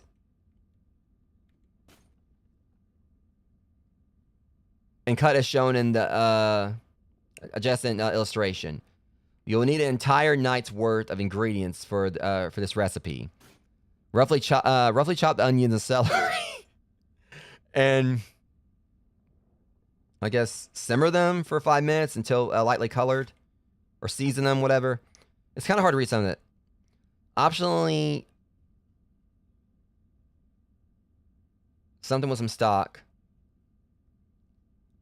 Then add enough water to fill the cauldron halfway.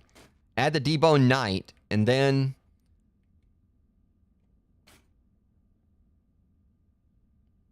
allow for about 5 hours.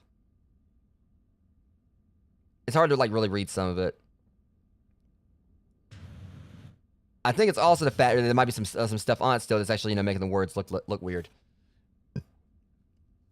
Afterwards,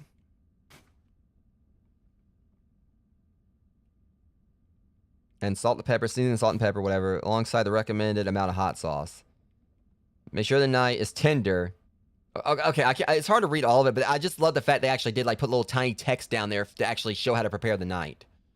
And realistically, this actually could probably be translated to something like a steak or chicken or something. Because I mean, outside of like the obvious, like, you know, that or whatever, the rest of it does kind of sound good, even though I'm not like the biggest onion person. But I mean, hell, maybe they're kind of like, you know, that's gonna be like, I guess that can be like a Shrek friendly recipe, like just hold the knight.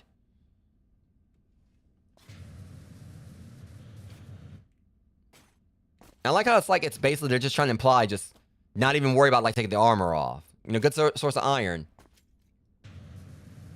Yeah, I love that little attention to detail. That's definitely one of the best parts about this.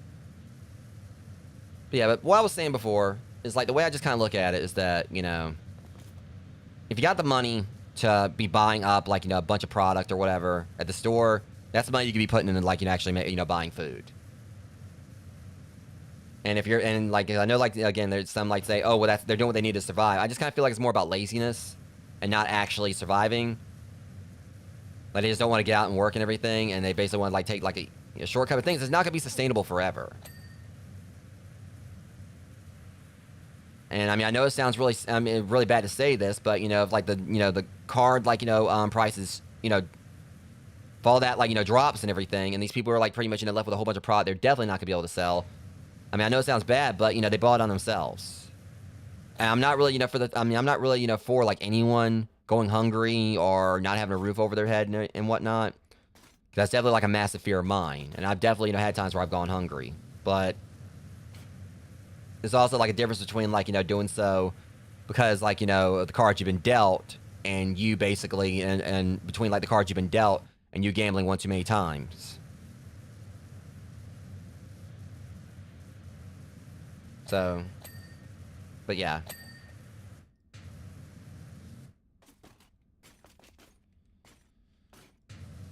But at the very least, I can just kind of find solace in knowing that eventually things are going to calm down again as far as the Pokemon card stuff's concerned.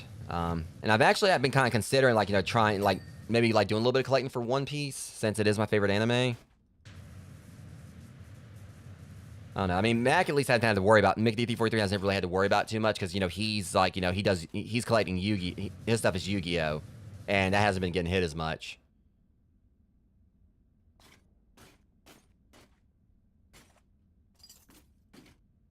Oh, yeah. But I'm just, like, you know,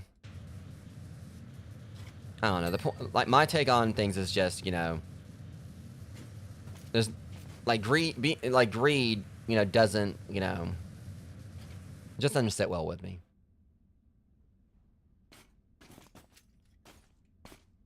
I gotta say, I'm definitely, like, loving how this looks or whatever, but... Oh. You're talking Yu-Gi-Oh! Trust me, you know, Mac will talk, you know, Mac will discuss Yu-Gi-Oh! With you. And now I got another funny story. So, I'll be right back real quick, guys.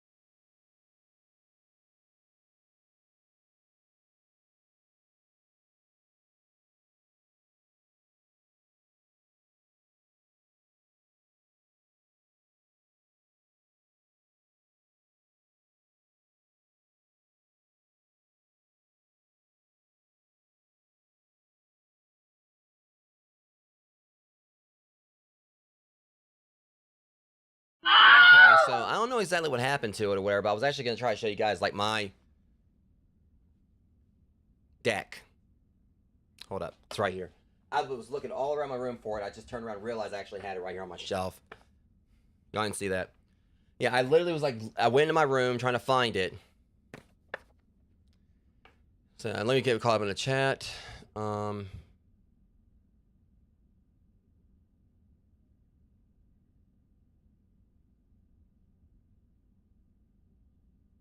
wrong? Yeah, I will say, Amber, because not discussing locations here, wherever, but Sammy actually does, like, Sammy was in Georgia, but she's actually doesn't live around here anymore.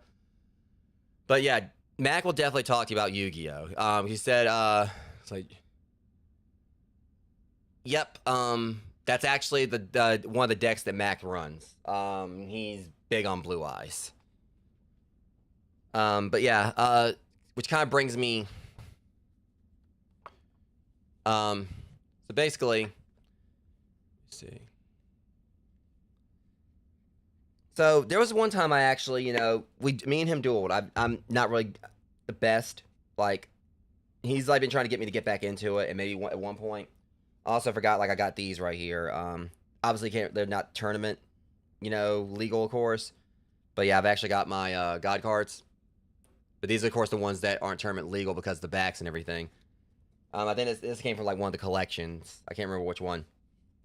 But basically, this deck is like for my absolute favorite Yu-Gi-Oh monster. So yeah, this is like the first deck I ever built, and probably like my only one. But yeah, I've got like a Buster Blader deck. And me and him like played, and I actually managed to win against him. I have like won against him, but there was one of the rounds we did, I actually, you know, broke the game. I basically made it to where we couldn't finish. Like, I somehow managed, like, you know, to make it, you know, I did a move that I was trying to do as a flex, and it pretty much, you know, made it where we couldn't continue. Because it was like some kind of combination I did, I think, where I actually, you know, made like all of Max monsters, basically the dragon type or whatever, because I think it's like it's with, yeah,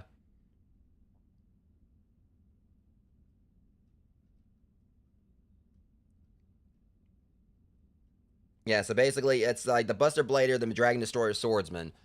The way I kind of went about it... Oh, no. Basically what happened, Jeremy, what pretty much happened, I'm trying to remember exactly how I went about it, but it was something where, like, you know, because I can't remember if I believe he was using a Blue Eyes deck. And what ended up happening was, I did it too well. I used, like, something that basically wiped his board. It was, I can't remember if it wiped the board or whatever. Basically, like, I think it did something where, like, you know, all his monsters got taken away. It was something that made it where I didn't have anything to attack. It was like something we did where, like, technically he couldn't forfeit the game, and I couldn't attack him. I can't remember exactly what the play was I did, but it was something I just did, like, as a flex, and it ended up actually, you know, breaking our match. But yeah, basically, it's like, you know, I just really like some of the artwork for this. Let me see. Because I know it wasn't Mirror Force I used. But yeah, I definitely, like, enjoyed, I enjoyed, like, you know, making this deck. It's actually my first one, and, like, the only one I made. Destruction Swords Master, becomes a player while in the field. The monster your opponent controls is destroyed by battle or card effect and send to the graveyard. You can target one of those destroyed monsters, equipping this card. Once per turn, you can send one monster. Yeah. But again, I've never really been like big on strategy and everything, you know, strategy games or whatever. And YouTube's definitely about strategy. But Buster Blader's like definitely one of my favorites. Like my favorite monster. Alongside, like, I think it's like, was it Burst Ninja? I can't remember what it was. But it was like one card here I think is that I absolutely love. Because I love, like, there's actually storytelling behind Buster Blader. Basically, the whole thing with Buster Whelp, which I think ends up eventually becoming one of the dragons, and he pretty much, you know, makes a sword out of it. Yeah, Destruction Swordsman Fusion. Yeah, and I had like a Dark Magician in here. Dragon Buster Destruction Sword. Buster Whelp of the Destruction Swordsman. I just love, like, his little, like, the fact there's actually a story that's told for Buster Blader. Starlight Road, Destruction Sword Flash. Let me see. Yeah, Stardust Dragon. Yeah, so it was like a combination deck that actually had, like, you know, Buster Blader and some dragons. Buster Dragon. Dark Paladin. yeah, this, like, the one I'm about to show you guys, like, one, yeah, Mirror Force Dragon, Dark Paladin, Buster Dragon. I thought I had a Blue Eyes in here. Maybe I was wrong. I know at one point I was trying to do, like, a Blue Eyes Buster deck, but yeah, this, like, card right here, I don't know if y'all can see the art on it, but Protector, Whelp of Destruction, Swordsman. Basically, it's like, you know, Buster Whelp's, like, spirit. I remember I saw that card where I actually ordered, like, I ordered it, and I think I had, like, you know, I ordered a single for it, and I actually kind of teared up looking at it, just because of, like, you know, how, you know, sad and everything it was, because basically, it's like, I think, like, the whole story is that, Buster Blader, I think, like, adopts the Buster Whelp. It's basically, like, you know, pretty much like a baby dragon, and eventually, I think it actually, you know, gets more feral, gets more hostile, or whatever. He basically has to put it down, and but, you know, at the very least, it commend it's basically the whole sense of, like, a swordsman, basically, you know, who makes a living off of you know, killing dragons. Basically, grows attached to one as a pet, and I think is the whole concept of it is that it ends up, like, you know, getting feral, and he puts it down, basically takes it out, but then it's basically like the dragon. I think, like, you know, the Buster Whelp spirit, like, watches over him. But yeah, but the thing is, you know, I don't really play anymore, and I didn't really play that much. I think, like, you know, there was, like, you know, someone at the time me and Mac were friends with that kind of ruined the game for me and everything. This person also is the reason why I haven't played Dark Souls in a while, because they basically tricked me to go in, like, back to a certain area, and it actually kind of, like, basically made it where it was hard for me to continue the stream, or hard to actually continue playing. Because it pretty much, you know, caused me, like, to lose a lot of stuff I got, and the person did it as a joke, and it happened on stream, and it was, like, very embarrassing. But yeah, I basically, you know, kept that because, you know, I don't play more. That was my first deck. But yeah, Mac will definitely talk to you about, like, you know, and the thing is, like I said, I probably would have already been finished with this, but again, I enjoy talking to you guys, and we definitely had, like, a lot we talked about tonight. Like King Harold right here, I still didn't finish that. Yeah, but see, all that's not gonna be a problem up there. But yeah, yeah, Mega D343 will definitely talk to you about, like, Yu-Gi-Oh. I might even actually, I think I'm probably just going to switch up the Pokemon card thing on the Discord server. I'll actually probably just make it like just something like just for cards in general. So I don't want, like, those who collect Magic, or, you know, even like Magic, Lorcana, Yu-Gi-Oh, or whatever, to feel left out, because I want to make it just Pokemon cards. So that's probably something I'll, like, do. I'll just, like, make it like a general trading card one and do an announcement on it. And I will say Lorcana is one I've kind of, you know, had interest in, like, you know, trying to collect for, but not my first choice. I mean, it's just, for me, it's like, okay, I definitely know Disney characters, but if I was to collect for something else or whatever, I definitely would, like, maybe, like, want to try to do One Piece.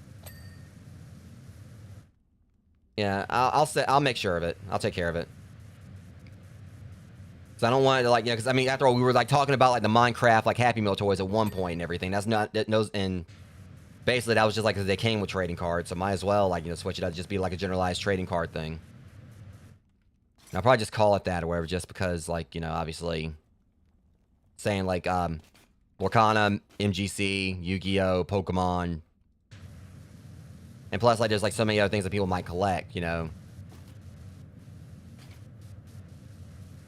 I mean, obviously, because there's a Digimon card game. There's Dragon Ball. And again, if I actually did start, like, you know, getting, like, maybe trying to collect One Piece here and there, I would, you know, I'd be posting those on in the channel.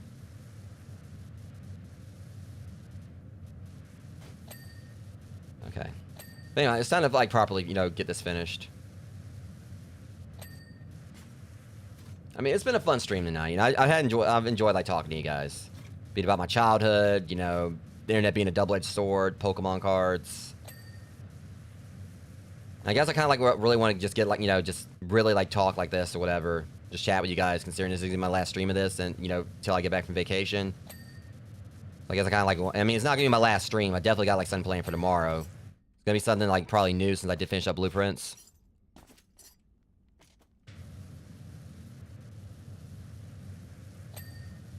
Yeah, like I said, I mean, I pretty much, you know, use, like, you know, my Powerwash Simulator stuff. And again, it's basically, these are my chill streams. Like, this is basically, you know, Wednesdays are for retro and, you know, chill gaming.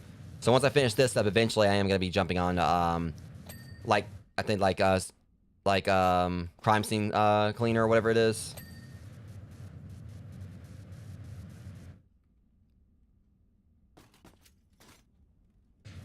But yeah, this is like pretty much, you know, like my stream where I pretty much just come in, just talk about whatever. And where I like post the clips and everything. But like I said, I mean, and also, yeah, we were talking about Dragon's Dogma. But, yeah.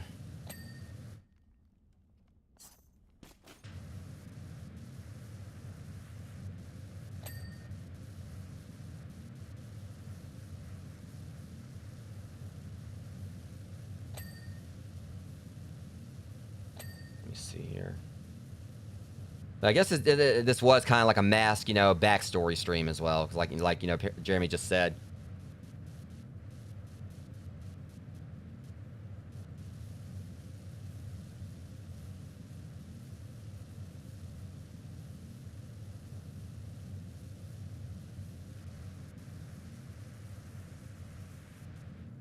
Yeah, but 'cause I was talking about my childhood and everything.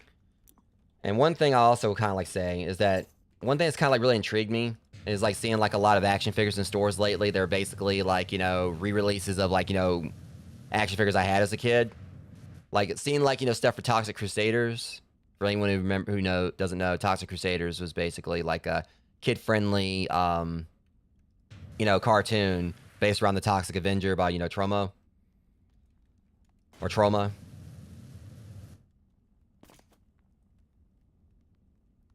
Oh, yeah.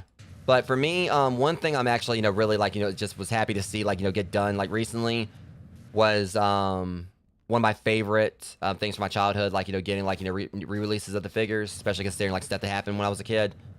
So, TMNT, definitely, you know, probably, like, one of the biggest parts of my childhood, alongside, like, you know, Power Rangers and everything.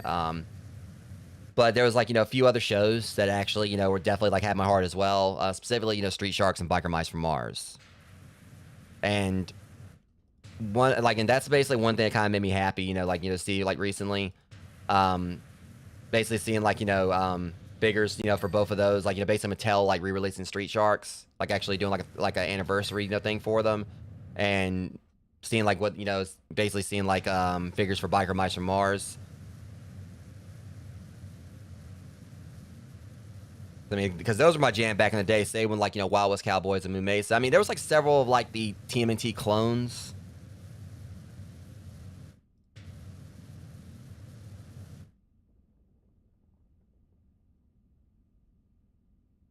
See, the things I thought that was still in development. I know which one you're talking about, and God knows I wish they actually would finish that.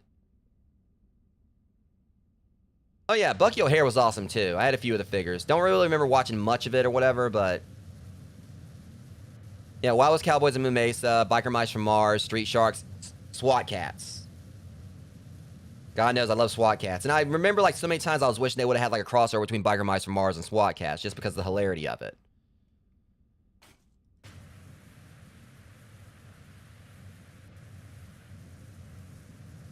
I mean, the funniest thing about it being that, like, Raph's voice actor from, like, the Fred Wolf TMNT cartoon actually voiced Throttle on, Biker Mice. But the thing about it, SWAT Cats got dark. That was, like, the thing I remember about that. Literally, like, one episode when you see, like, the shadow of, like, you know, what, like, in the shadow thing, like, you know, one of the Metallicats or Mechanicats, like, you know, getting torn apart. And then, like, the episode where T-Bone, like, you know, became, like, that frog creature. And it was basically, I think, like, the one where, you know, Razor almost drowned. Because T-Bone, I think it was, like, you know, T-Bone couldn't swim. Yeah, Darkwing Duck. I mean, I don't really think that was, like, a TMNT clone or whatever. Because pretty much, let's be real, like, Disney, like, had, like, so many, like, anthropomorphic characters or whatever. Sometimes you actually wonder if, like, you know, TMNT actually kind of, like, ripped off of them. But at the same time, it was also the whole, you know, thing of basically a TMNT clone usually had to have, like, you know, the main tropes of it was them having, like, you know, probably, like, a catchphrase, like, you know, like a particular food they ate. Like, you know, the Biker Mice from Mars, for them, it was, I believe it was hot dogs and root beer. And the Street Sharks, it was burgers and shakes. Like, literally, they, like, I think, like, you know, it was Lena or whatever her name was. I can't remember, like, you know, their scientist friend's, you know, name. Because it was her and Ben's. But, she pretty much suggested pizza to them, and they basically showed disgust. for it, so that's like they were kind of like, you know, throwing like, you know, shade at TMNT.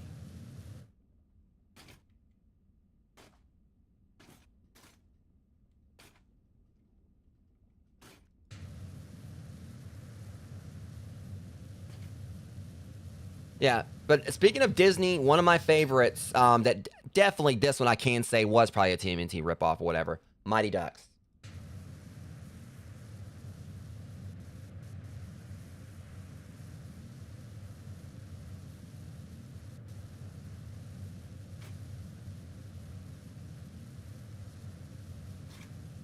God knows I watched me some Mighty Ducks. And I had like a lot of the figures too. I don't know which one was my favorite. I mean, I think my favorite was probably Wild Wing.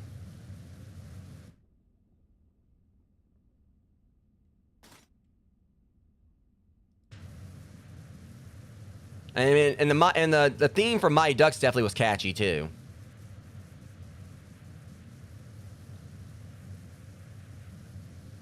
But actually, just kind of show you guys this real quick. I know, you know, show and tell time again.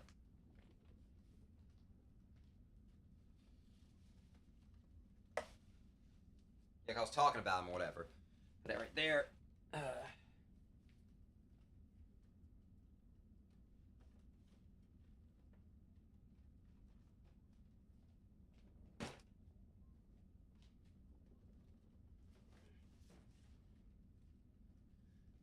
See, I got my little like 90s shelf right there. But yeah, I was talking about this. Just talking about it. So, I think these things are sold out now, and these definitely ain't coming out of the box. So yeah, I was talking about the re-releases. So yeah, Ripster, Jab, who's Jab's like probably always been my favorite. Slamu,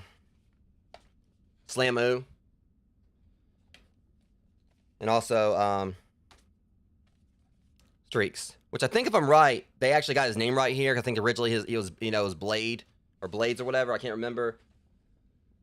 Of course, I also can't remember what I think it was Sledge or whatever. I can't remember what his name was.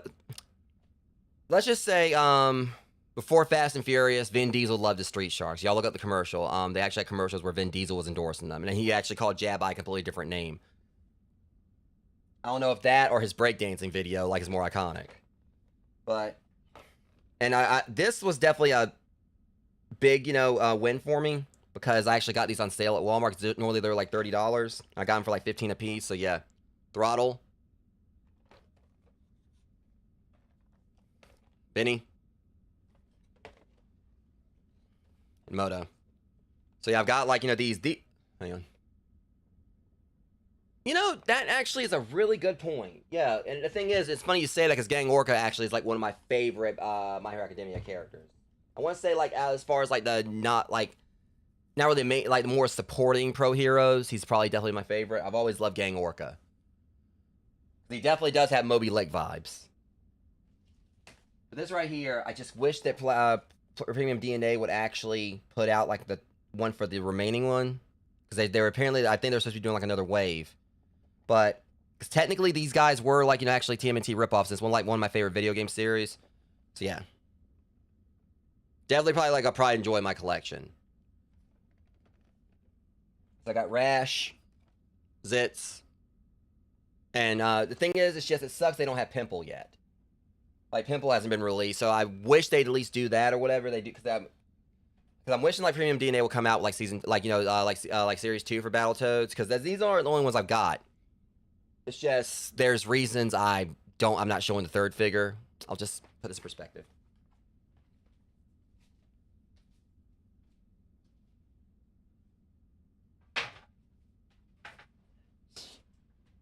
Yeah, he is not coming out of this box. Yeah. So General Slaughter's in here, and he ain't coming out.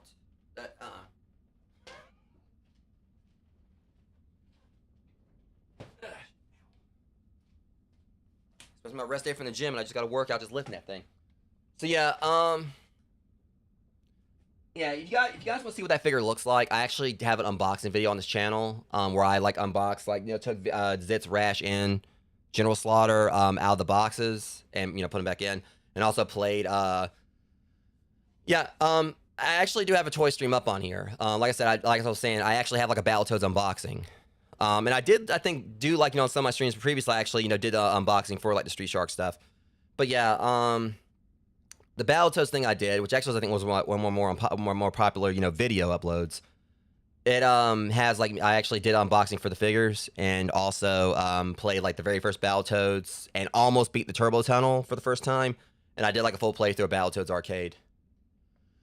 Yeah, Battle Maniacs honestly pissed me off. I was never able to really get far in that one. And I've kind of got mixed feelings about the Battletoads like release that came out a few years ago. I mean, I did stream it back on, I believe it was Twitch. But I really do wish that we actually would get like a Battletoads that's... Because the main thing for me is the fact that like, the Battletoads that make cameos in other games. They've been in Shovel Knight. Rash was a fighter in Killer Instinct. They've kind of like still matched their original designs. But then like, we got like this remake or the sequel. And it kind of like a little more like Teen Titans Go.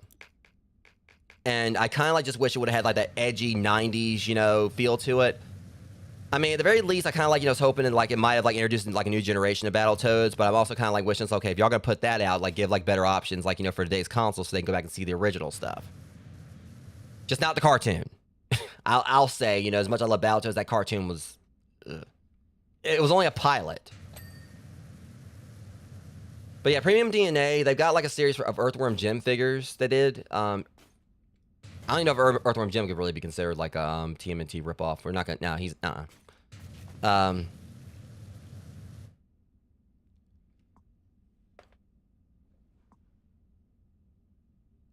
yeah. No, Earthworm Jim back in the day had a full series. Yeah, Earthworm Jim actually did have like a full cartoon series. It didn't stop at a pilot. It did like actually have like a series, and they were supposed to be coming out with a new one, for what I heard. But I ain't heard anything about it in a while. But we're supposed to be getting like a new Earthworm Jim series.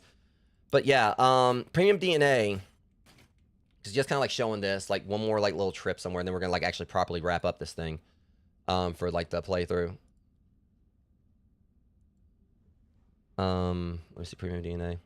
I mean, I'm also gonna check the site to see if like they have anything new going, because there's a particular thing I'm really wanting them to release that I'm waiting for them to actually get to work on.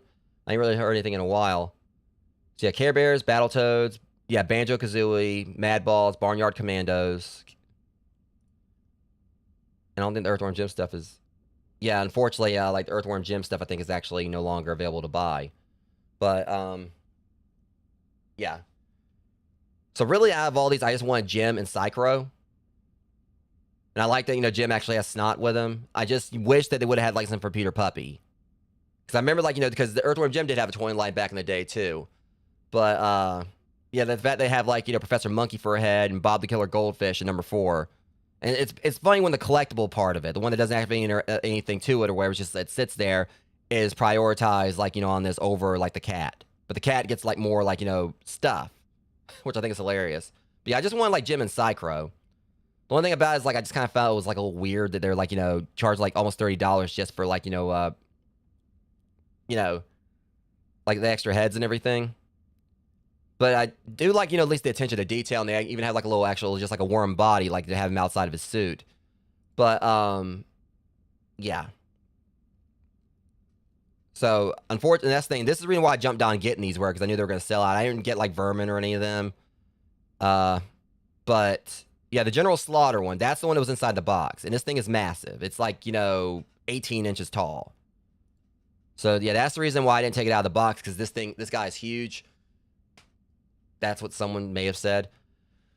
But what I liked about this is the way they kind of like, did like, 3 different like, sculpts here. Because this one kind of like matches his, the intro thing when you fight him in Battletoads Arcade. That's like in the intro thing where like he contacts the Toads basically saying, I'm going to like, I'm going to hurt you.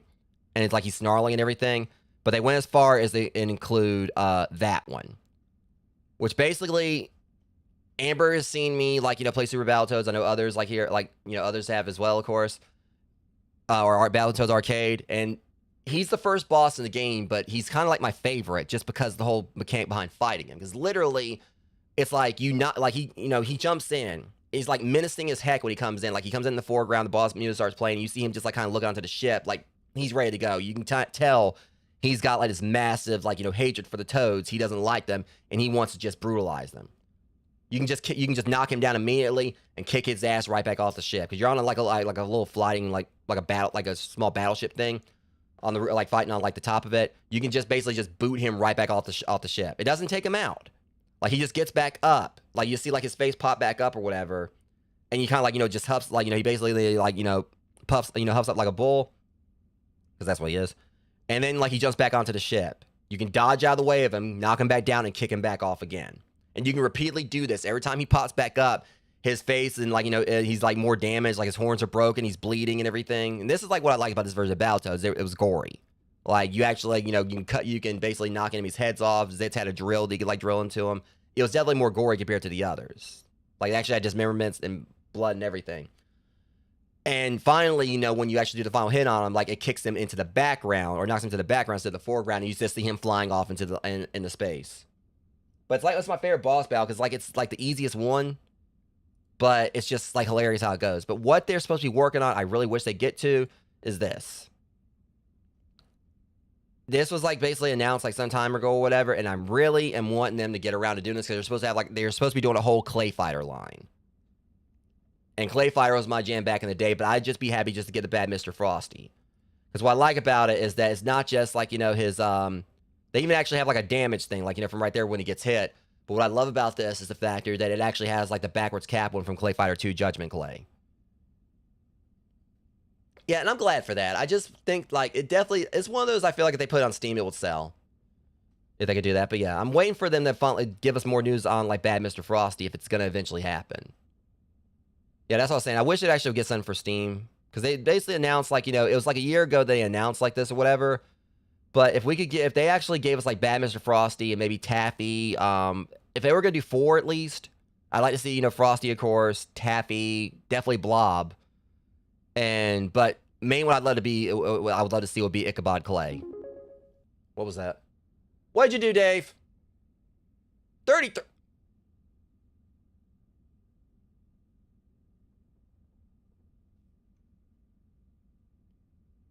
Like, and I just knew. The moment I saw that, I was like, it's Dave. It's got to be Dave. Let me see. It said 33%.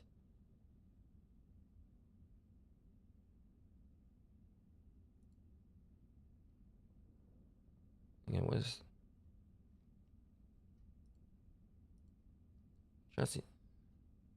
Trying to see like how much it is. It's not telling me. Oh, okay. Yeah, that was... Thank you for the $50 donation, Dave. God, y'all made this stream amazing tonight. You guys are awesome. Thank you. Dave's definitely one of the real ones. He also does content to you guys if you want to go follow him. Dave the Nut. Love that guy to death. He's been a long-time supporter. He's good people. One of the best. And also, there's something I kind of like, wanted to talk about as well. It's going to be awesome. I already like spoke to him on this today. Told him I'm planning on trying to get back to it. We used to do D&D content on this channel. Never really been the best at it per se myself, but Dave actually, has been the DM. He's very much versed in Dungeons and Dragons. He's one to try to get me into it. We had like a whole campaign we were doing some time ago, but things kind of like fell through. Things happened. We reconnected after the things happened, and I pretty much told him that this is something I was going to wait on announcing, but the plan is that once I get back from my vacation, I'm going to work on trying to get like a scene set up in OBS like I used to have before for D&D, and I'm hoping we can kind of like get back into doing that. So you guys will hopefully sometime in the future be, look forward to seeing D&D content probably on Sunday like we used to before. Because I had like my little character, Buster Blake. He was like a little, he was like a Robin Hoodish wood elf thief. Stole from the rich, gave to the poor. Very, very smart mouth like me in real life. And the whole like trope was that his basically, Buster's whole basically like the trait or whatever that pretty much was like the negative to him is that his mouth got him in trouble. That's literally what it was. So it was like so many times like throughout the campaign that Buster mouthed off, and I was in character. There was a few times I actually kind of broke Dave to the point that he actually had to kind of figure out what to say next. And there was like definitely a few times I actually ended up getting inspiration, from like stuff I pulled. Just kind of put us in perspective. Buster, there was one time they were doing an interrogation trying to get information from this guy. He was like, he was like the editor for a local newspaper, local, Herald or whatever. And Buster sat on a desk, and I took inspiration for this, the way he kind of sat on this guy's desk right in front of him. Damn it, Jeremy. Now you're getting in on it. What have you done started, Dave? God damn. You guys are trying to make me cry tonight. Thank you. Like, thank y'all for making me cry. What am I doing? Thank you guys, though, seriously. Y'all are amazing. You really are. Trying to make me emotional and right here trying to talk about Earthworm Jim and Street Sharks and Dungeons and Dragons. But yeah,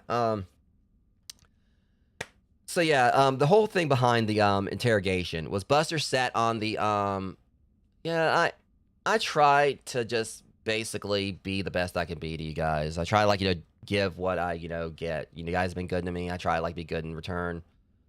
God knows.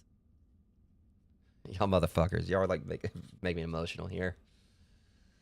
But yeah, the whole point, like what basically happened was I had Buster, sit on the guy's desk. And I took like inspiration from my favorite movie of all time, The Crow. I like the original. I haven't watched like the remake. It's not for a sense of like hating it or whatever. I mean, I'm someone who believes like if you're gonna do something, I mean, I want to watch the remake, and not for the sake of the thing about it is because everyone's hated on the remake. I want to give it a chance because I feel like maybe possibly that's what Brandon Lee would have wanted, like people to give something else a chance and everything. But I've heard mixed things about the remake. Some people said they actually enjoyed it and all that, and I just kind of look at it like The Crow is like always gonna be my favorite movie. Yeah, and honestly, that was my favorite version of Sting. Like, God knows, like I think like what I remember is that like Scott Hall actually was the one that like suggested Sting do that. I think it was Scott Hall's idea from what I remember. But yeah, it's like because I've got the comics, and for those who don't know, the way the comics were or whatever is the creator. It's just what like definitely kind of hits me is the fact that the franchise or like The Crow is like just surrounded in tragedy. And I guess that's kind of like in a way what makes it like some more of a beautiful tale. And I'm not trying to like basically glorify Brandon Lee's death or anything. But it's literally before they even did the movie. The writer actually, did the story pretty much. I think like to cope with like the death of his I can't remember if it was his fiance or his wife, who like died to like basically I think she was hit by a drunk driver. I think it was like how it went. But yeah, he basically created it like to pretty much cope with the death of the woman he loved. But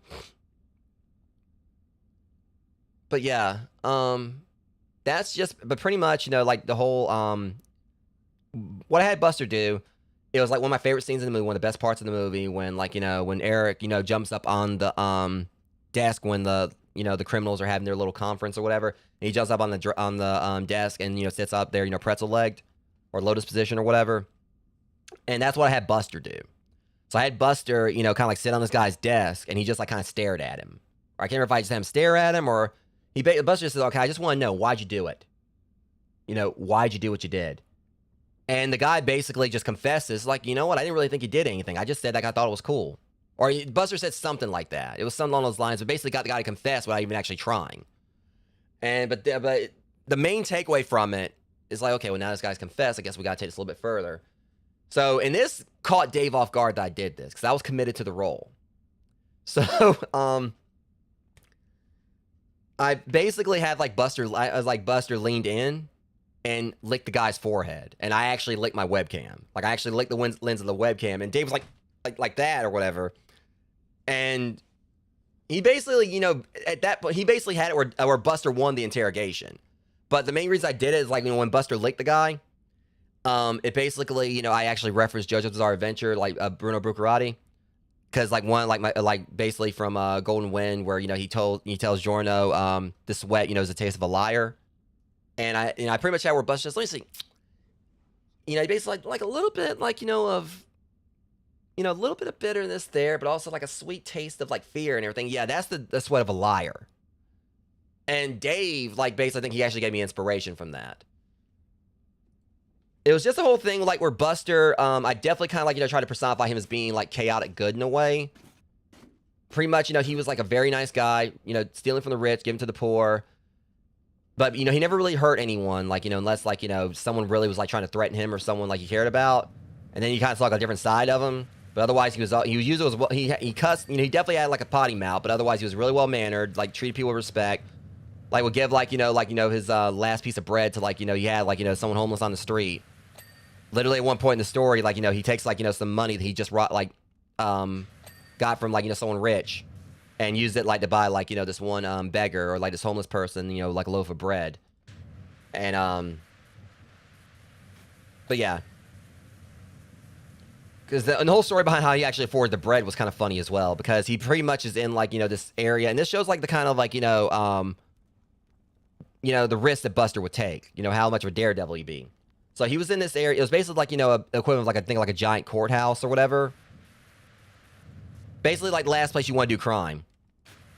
And Buster was, like, pretty, like, you know, sure of his skills. It was, like, a few times during the campaign, I was, like, you know, had, like, him talking to a character, and he just pulled up, like, you know, their sack of gold. And then, like, you know, gave it to him more while he was, like mid-conversation. Like, they were so, like, you know, he was basically so, like, good at, like, you know, talking to them. And this is, like, you know, actually fellow members of his Thieves Guild. So, like, you know, he'd be talking to, like, some of the other, like, one of the other members. And then, like, just out of nowhere, he pretty much, you know, would say, they'd say, well, what point are you trying to get at, Buster? It's like, my point is I just robbed you right in front of you. You didn't do anything. You didn't even notice. And they just, like, will snatch, like, you know, the coin purse away from him. But there was, like, one part, like, in the courthouse or whatever it was, where there was, like, this one rich guy, and he had, like, a little posse with him. Like, Buster could tell he was, like, rich. I guess I think like the way, like, Dave described him, I kind of, like, personified. He looked like Sir Topham Hatt from, like, Thomas the Tank Engine. But he basically kind of looked like you know, kind of like Dr. Robotnik or like Dr. Eggman-ish, you know, like, I guess in how he looked, probably like maybe oval shape. Kind of like I first time was like have like a little Mr. Peanut vibe to him.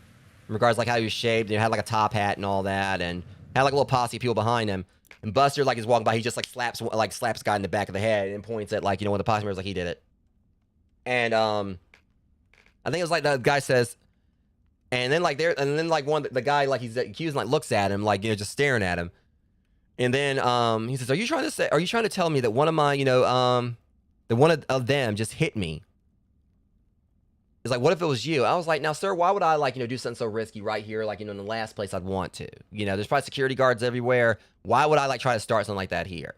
So I got a question for you. Are you going to be, like, Good Samaritan and pay me, you know, for, like, pay me for calling out, like, you know, your mischief maker, your little your pet mischief maker right there? Or do I have to, like, you know, go and call security for you trying to cause a scene yourself, trying to accuse me of things? Buster walked away with, like, I think, like, probably, like, you know, the whole sack of gold the guy had on him at the time. But I think a few times it was just because Dave was, like, just realizing, like, you know, that was, like, probably one of the best ways he was going to shut me up or whatever, because otherwise I was going to do something even more chaotic. But, yeah, it was good times. I can't wait to get back to it.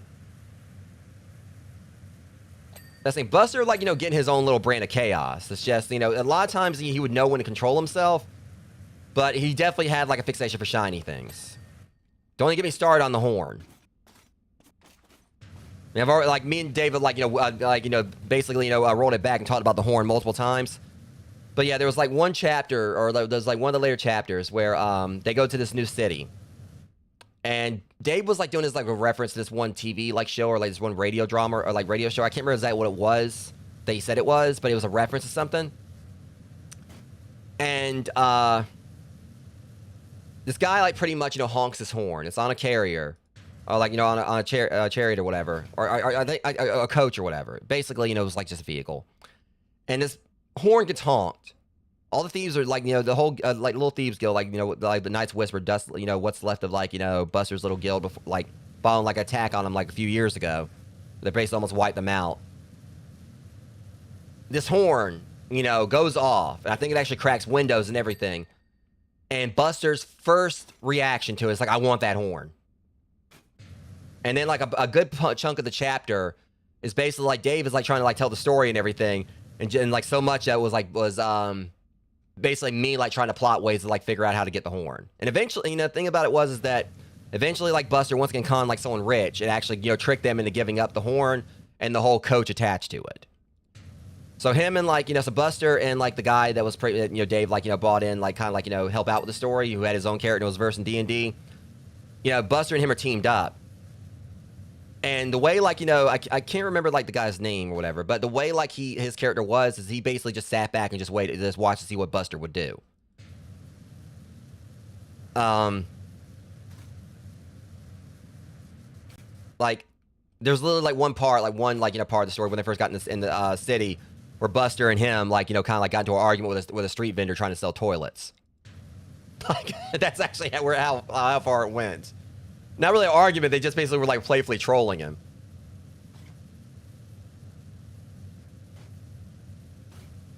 Cause they like Buster said like, now why in the hell do I want to get like a toilet installed in my house when I can just basically poop in a bucket and take it and dump it outside for a fraction of the price and like also like basically fertilize my flowers or something like that. I can't remember what it was. But Buster basically tried to like play off all these arguments where I basically get into an argument with a guy over like who was selling toilets, saying it was the future of like it was the future and all that. And Buster basically just says like that he could basically instead like have someone like come in like and put pipes throughout his house, he could just basically poop in a bucket or whatever, and not have to worry about like plumbing or anything like that. Things getting backed up. It was some I can't remember exactly. That's the reason I kind of wish I didn't like erase everything. At least then we could like picked up where we left off. But it was I got up to some shenanigans. But again, like one of the main things was I swear we already. I like how like I said this was like a small job or whatever, and I definitely would already been done probably about an hour ago. But again, I'm not complaining because I want to talk. But yeah, the whole thing with back to the chair, like literally like I think like I can't remember how Buster conned the guy, but he basically got him like give up the whole coach, and I think like Simeon, who was like one of like the senior members of the Night's Whisper, pretty much had like Buster and can't remember the guy's name. Dave probably like could tell me like what his friends like character's name was. But he basically has them go out and try to see if they can like find information or stuff like suited to their quest, or like some form of transportation or something like that. Buster and like and the Dave's friends character come back with a whole coach, and the only reason they did is because Buster was so hell-bent on getting the horn. But the horn was attached to the coach. It was basically like nailed on or like just grafted on. So Buster's like, fuck it, I'll just steal the whole coach or whatever because I want that horn.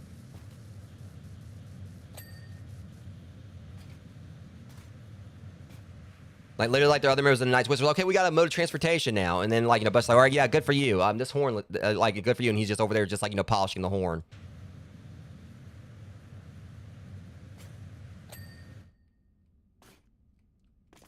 Okay, so let's see. Yeah, we got to get all this up here.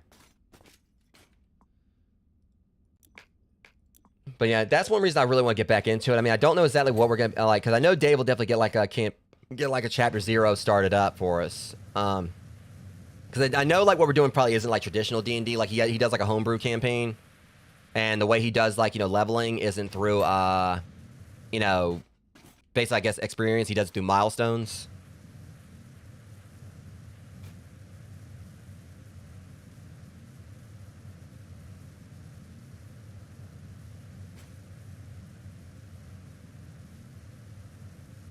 Yeah, I think it's gonna be fun to get back into it. I know that's gonna be like one of those things where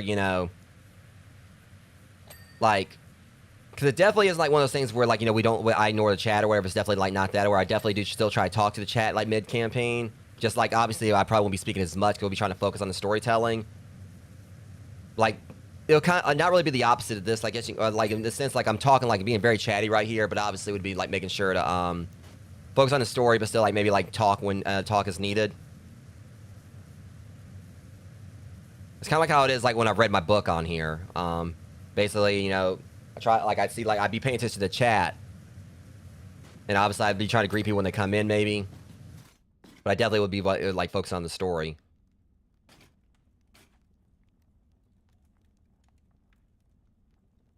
Yeah, and that's the thing. I know there's like a few people that play it on the Discord. Like I remember like back when back when Glimish was around. There was one part where I kind of got a little frustrated because this one guy, like I was, friends with at the time before things, happened. Basically, I kind of realized things about them. We're not going like into full detail about that, of course, because trying to keep things away from that here. There was one time we were like doing one episode, and it was my turn to do the thing. It was basically my turn to do an action or whatever, and basically Dave gave me choices or whatever. Like basically I can't remember like what the choices were, but I was pretty much trying to like waste it. But anyway, it kind of like got to the point where like because this guy also did D&D himself on his own channel and whatever with like a group of people. But then he's basically talking about yes, commit. And I was about to say, dude, I was like, whose campaign is this? But it just kind of irked me. And I can understand, like, some people might get overly excited, possibly, but, you know, obviously it's, you know, at the end of the day, it's going to be my decision what to do and everything. And I definitely don't want, like, you know, it'd be one of those things where, like, I'm going to be shutting down commentary. I definitely want people to talk and everything and give their opinions on events. But I've got faith in Dave definitely setting up something great. Because, I mean, I loved the story before. The only, like, one of the only things that kind of did, like, you know, irk me a little bit about it was that it did kind of go pretty political at times.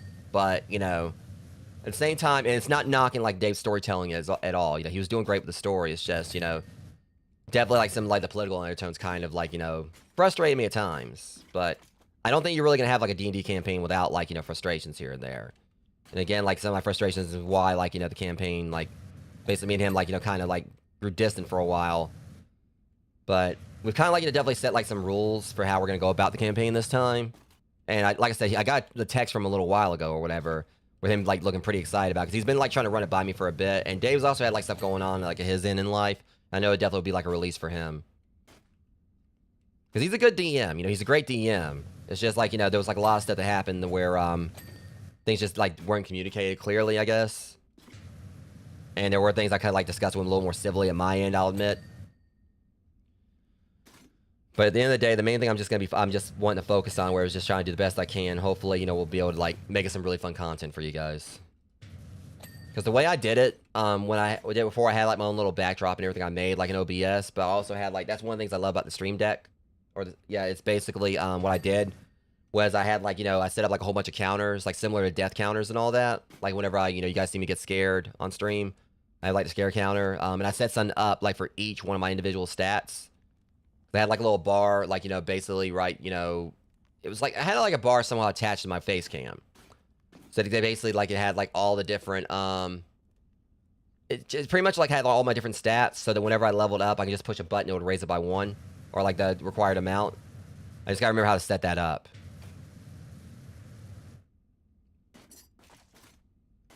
Like, it was, like, something I was, like, really happy about, like, the way I made it. I just gotta definitely go back in and, like, you know, do it again. Just gotta figure out remember how I did it before. But yeah, I had, like, a thing, like, you know, a whole, like, folder on my Stream Deck, you know, that pretty much just had, like, every, like, you know, stat. And I just could push a button, raise that, and, like, whenever I leveled up, I can just push a button and raise that as well, and it, like, showed everything in real time. Like, I definitely want to try to make my, you know, stream look a little bit interactive.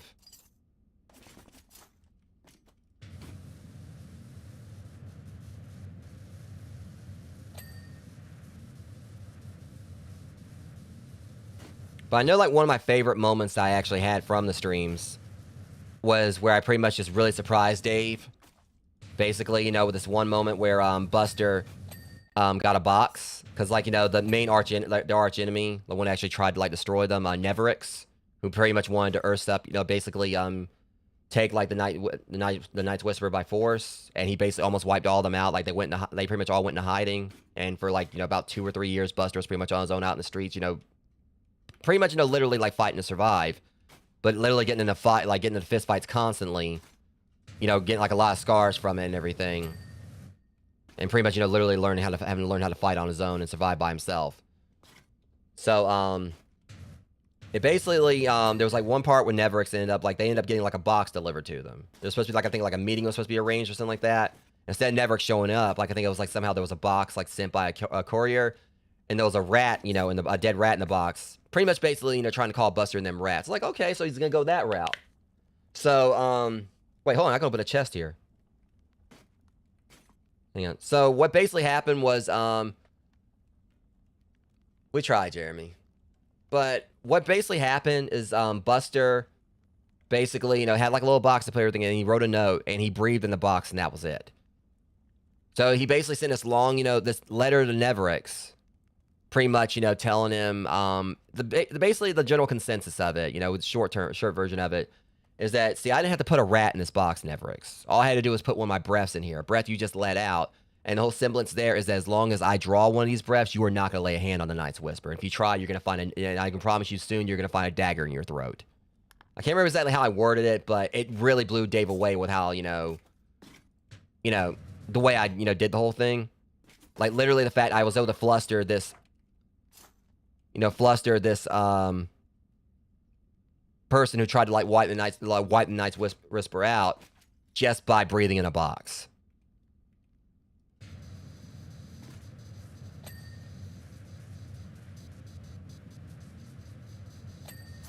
Okay. Honestly, I saw that right there. I thought that was like a face or something, like a puppet. Right, like, you know. There's that though. That's cute. Is that Shrek? Aw. But I'm also wondering like what kid she might have yoinked this from. Or is there some lore behind the doll? Because it looks like it's something that, you know, I'm wondering if it actually might be one of their kids, like as a Shrek doll. Because it makes sense because, you know, Shrek, because like I said, I ain't seen the later movies. I've only seen like the first two. But that would kind of make sense for the, like one of her kids to have a Shrek doll. If they've like really, you know. Because we know that, you know, Shrek is Donkey's hero.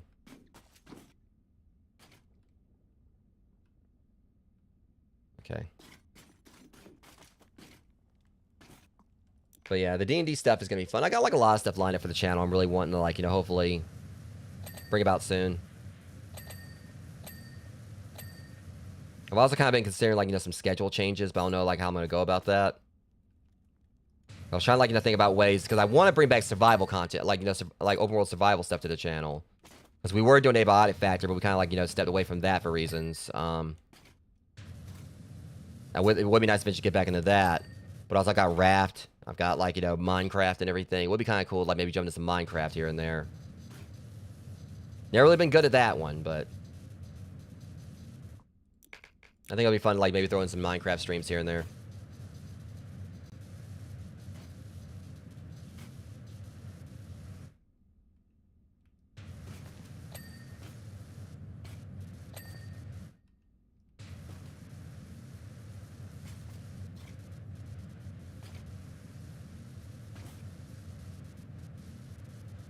All right. At the very least, so that's the thing. The thing is, I'm seeing like all these little dots everywhere, but once we kind of like go, yeah, it's just for me. It definitely feels like that's like, you know, out of like all the survival games I've seen where people like went crazy with builds. That to me is like probably like the you know, the one that definitely has been the craziest. In regards like, you know, just seeing what people have done with that one. I mean, I've seen like, you know, some pretty extravagant builds like Grounded and, you know, Ark, Survival Evolved and everything, but Minecraft, like, people, like, go wild with that one.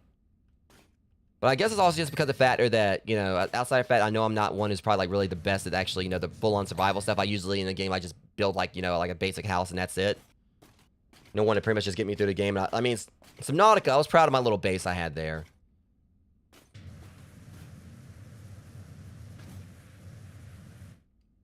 Because I also remember, like, that one time, like, I was playing, and I kind of, like, defended people who do, like, you know, more extravagant builds, because it was that one viewer that came in, and he was, like, saying, like, you know, he was, like, happy to see, like, you know, a build that, like, you know, it basically is just, like, he was kind of, like, trying to diss those who, like, pretty much, you know, it, built, like, you know, much more extravagant stuff. In other words, like, basically playing the game the way it was supposed to be intended, like, to actually build and everything. And I remember I kind of, like, I think I called that guy out for it. Because it kind of irked me. Because I'm one who basically is like, as long as, like, you know, it's in the perimeters of the game, like, you know, let people play, like, what way they want to play. As long as they're not disrespecting others and griefing people. You know, people have, like, a right, like, play a game, like, you know, they paid for the way they want to play it. Even if it's a free game. Or even if it was gifted to them. And that's just my, you know, stance on it or whatever. You know, I've just never really been one myself to really go, like, crazy with, like, building stuff. Like, mainly, like, a lot of times with the survival games, it's like, you know, I just kind of try to focus on the story. That's how I was with The Forest and Sons of the Forest. I pretty much, I mean, even though the funny thing about Sons of the Forest, I never actually really did finish building my house there. I mean, it's still incomplete. I haven't went back and played it, you know, since I streamed it. But, yeah, for those who didn't watch, like, my Sons of the Forest playthrough, I spent, like, you know, who knows how long trying to build a house on that game. And I think I built, like, you know, the walls and everything. Cause I built out on the lake. I was getting tired. I was like, I want to build it out on water where, like, the cannibals and the mutants can't attack me. But then came the issue of, like, you know, when wintertime came around, like, everything iced over.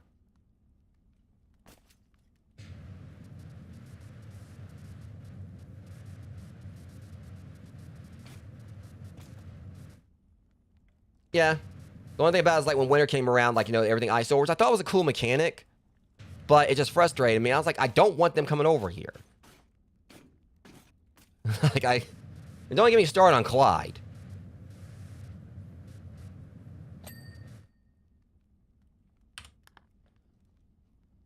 See, every time I keep like, all right. Another clip. I'm gonna introduce him to Clyde, Amber.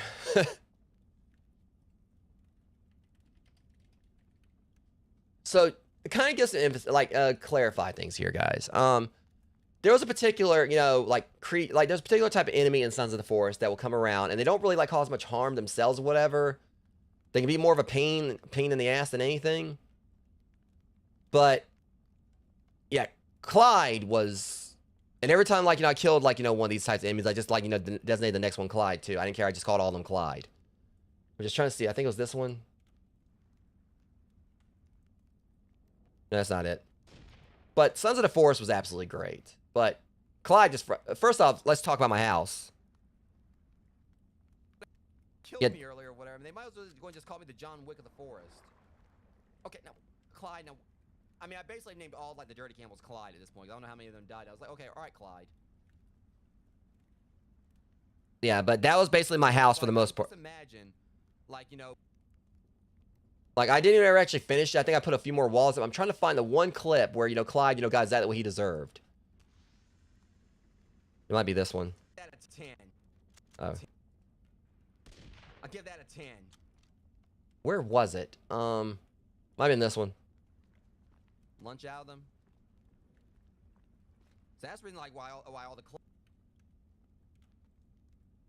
okay, that's no one that like they fell on one of you the other day or whatever. That's exactly what you get. Okay, yeah, so it's basically it was before this. Hold on. Was it this one? Yeah, and the thing is that they're scaring him off.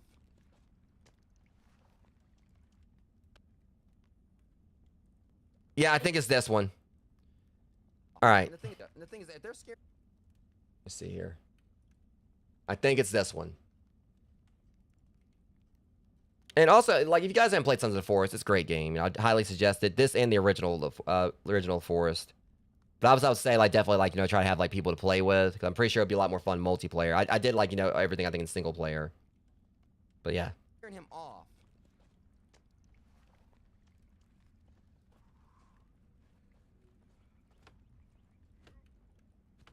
Hold on. Go on.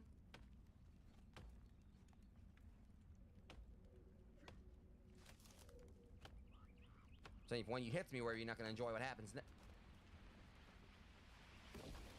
See, that's what your ass gets. You're over here acting a fool and you end up a tree fell on top of your ass. Yeah, so those enemies aren't really the worst. They're more of a nuisance and a pain than anything, but, I definitely,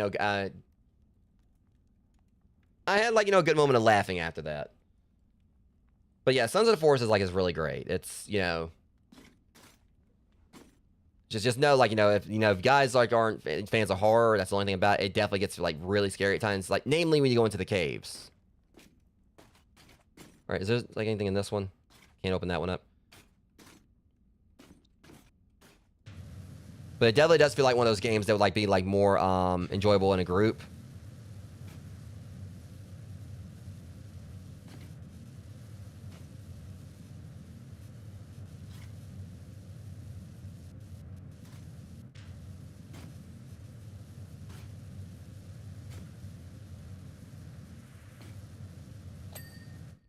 Yeah, like I said, but yeah, it's like one of those where for me, if a horror game really like spooks me, like I said, that means like the dev did a good job on my part or whatever. Because I mean, I don't spook too easily.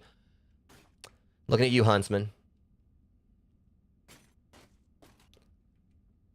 But just kind of like to me, it just felt like they really did play into a lot of fears with that one. I mean, obviously thalassophobia with the ocean parts, like literally like the part where they pretty much made the sharks like more like the center of attention at times. Like when you have to go out there and get the gun, you have to swim out to the ocean.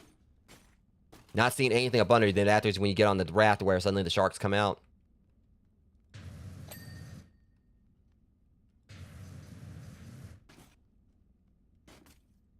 Yeah, that's kind of like usually your role like most games we play anyway. You're pretty much the one that just kind of like keeps like food and everything while we're out there adventuring. That's basically how it was in Grounded. Which, definitely without a shadow of a doubt, guys. I mean, as far as, like, survival games, if you've not played Grounded, I cannot recommend that one enough. That's probably, like, I want to say maybe, like, my favorites between that and Subnautica. And I still say it probably beats Subnautica just because, like, it made me think so much of Honey, I Shrunk the Kids. Which is, like, another one of my favorite childhood movies.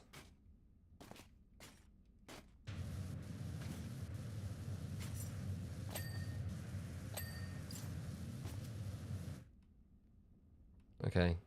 At the very least, we're at the last ends of it.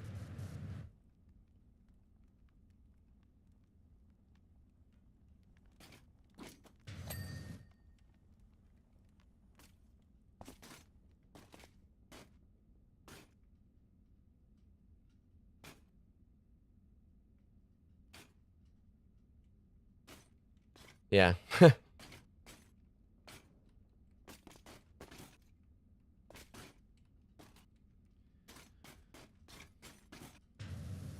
I still think, like, one of the best moments was, like, when I went into, like, that cave and I saw the Black Widow, and my first, like, thought was to try to fight it, and then that health bar popped up.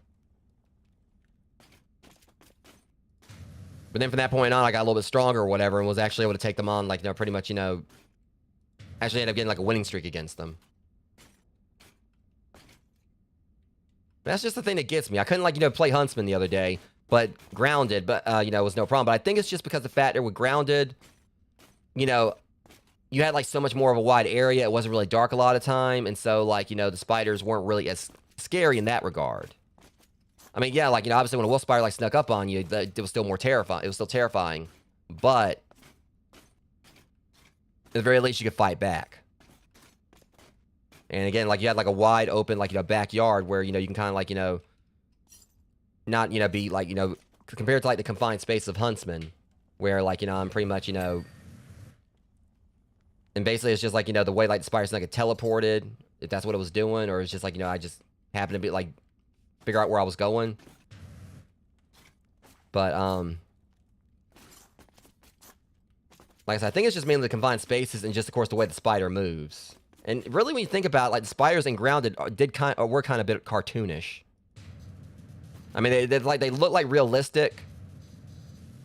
But at the same time, they're also, like, still, like, it's like there was kind of like a weird way they kind of went about making the spiders, cute in a way. They were still terrifying as heck, but it's kind of like they actually look cartoonish. And just the fact, literally like the fact that they snored when they were sleeping. And sometimes, like, when you hit, like, the spiders, like, they'd be like, ow, or whatever. Yeah. I still say I wish that what they would do if they did, like, for updates, if they actually were to add more story stuff eventually, which I hope they do. Or at least, like, do a Grounded 2 or something. I still say I wish they actually would have, like, jumping spiders in it. Like, not as, like, basically possibly as enemies. But more than anything, because, you look at jumping spiders and, just the way they look, it's like they look like they, I would say, like, wouldn't hurt a fly, but we know that's BS because, that's probably their main food source. But you look at, like, jumping spiders and they're, like, absolutely adorable. Like, they're that opposite of funnel web spiders. And as much as, I love tarantulas, I will say tarantulas look creepy. But I know the tarantulas, for the most part, aren't really extremely aggressive. But some species maybe have, like, a higher temperament. But I kind of, like, just wish they would have, like, jumping spiders in Grounded. Again, as, like, as actual mounts.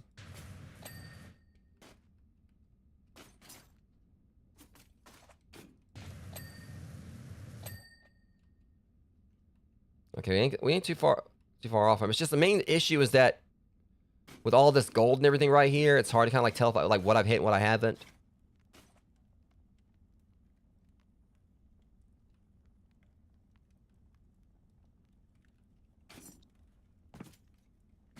I just noticed the donkey rocking horse. That is adorable. One thing is also hilarious is they're actually, like, whole, like, got, like, where the knights try to fight her or whatever, like, up there is, like, as art. It's like, hey, that was my finest moments. Or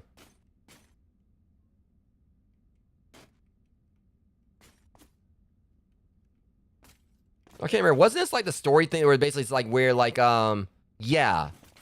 Because I remember like I think wasn't Fiona sleeping? I can't remember if she was like sleeping and Shrek had to wake. No, I don't think she was sleeping. I know she was held captive by Dragon. I think. Okay, that's it. I'm probably gonna like maybe I may actually like finally get around to rewatching Shrek tonight or something or tomorrow.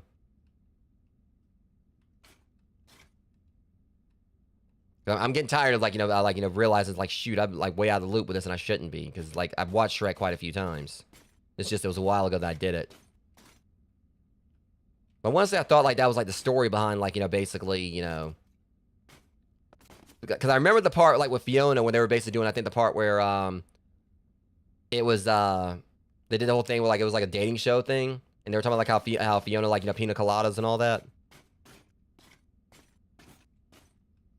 I might set something up tonight. I mean, I don't know what time like the pizza place closes or whatever. I was gonna probably run and grab me a pizza right after this. I'm trying to go ahead and start focusing on finishing up because I noticed the time. I see ya.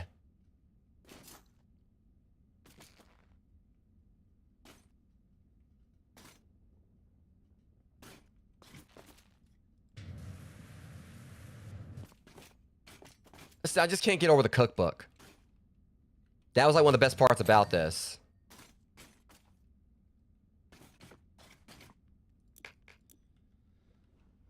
Okay, I'm just trying to see like what else may stand out here. I'm trying to, because that's the thing. There's like this so much bright stuff.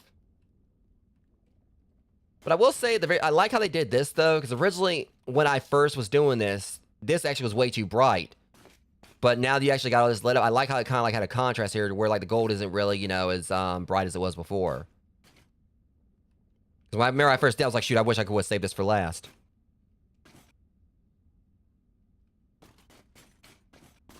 I mean, we should be about the point where we're gonna get the checklist. Yeah, all right. I thought I got this. Probably up on the other side. The frame. Yeah, the frame in Spain or whatever.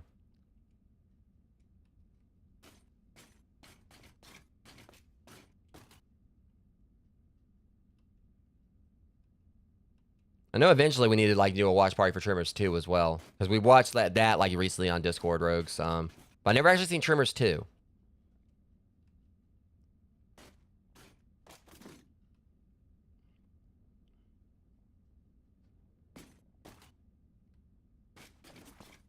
I keep on wishing like you open the curtain up or whatever, but I'm wondering if that actually might be Dragon and Donkey's bedroom or something. I don't think it'd probably be too like really too comfortable for her to be sleeping on this mound of gold. I mean, but Donkey called it or whatever. He's definitely got to be the. I mean, he said like probably like richer than King Midas. No bullshit. I think like Donkey's actually or not as rich as King Midas. I think Donkey's probably richer. Because my take on it is this: when you really look at King Midas, it's like okay, you got a guy that can turn everything he touches into gold.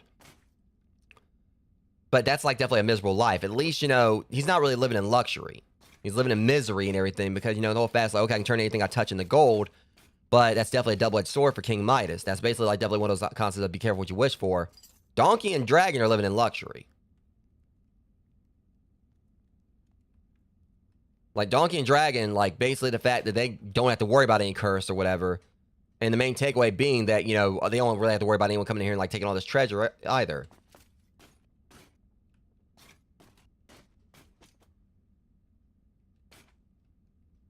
Alright, hold on. Small treasure pile.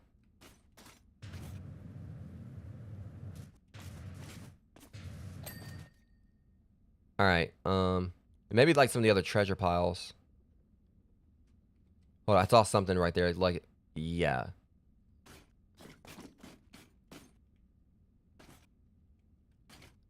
Okay, I gotta finish polishing the shaft. Shut up. I don't want to hear from any of you. Like, that literally that was not even an intentional innuendo. I don't want to hear anything from the Peanuts Gallery on that one. Like, I immediately realized what I was saying, like, right there after I finished it. I was like, oh, shoot, they're going to jump on that one. Hold up. Hold up. Right there.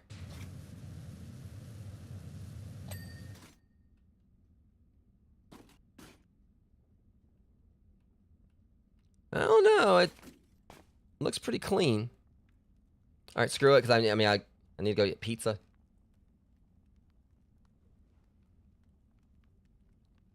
Okay, so it's something. All right, let me see. It's something that basically has like multiple we gotta do. So 2277 44 99 99 88 99 12 12 14 14.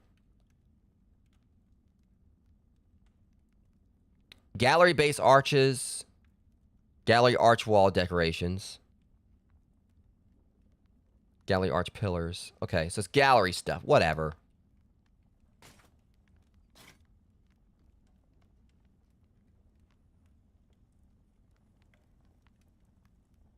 I was gonna say it's like, you know, gallery of a nice square steel.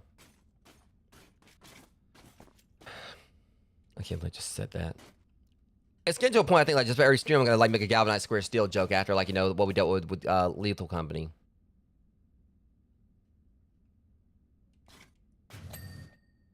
Things that I don't think, like, you know, Dragon and Donkey have to worry about, like, you know, borrowing screws from an ant or whatever. They can just buy like the whole damn hardware store. And no, they can buy the entire, like, they can buy Duloc at this point. Maybe in like the entirety of far away.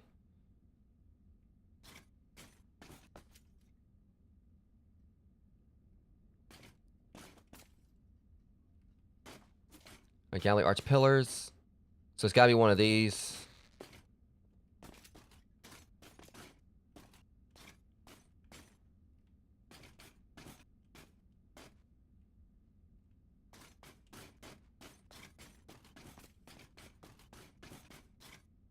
The gallery arch pilaster. Why is it called that? Because it's the ass end of it? Well, decoration. Okay, what in the fudge? Oh, there you are. Which one was it? See, that's the trick to this, where there's so many of these little pillars wherever you got, like, you know, you got to pill for the pillars. Bring galvanized square stone. Or galvanized cylinder stone, whatever. Gallery arch decorations. Really? Could just said a torch.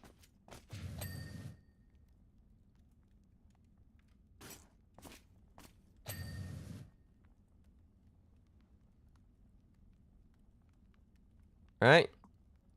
And rogues, we are done. I said we're done. Hey. How dare you? Done.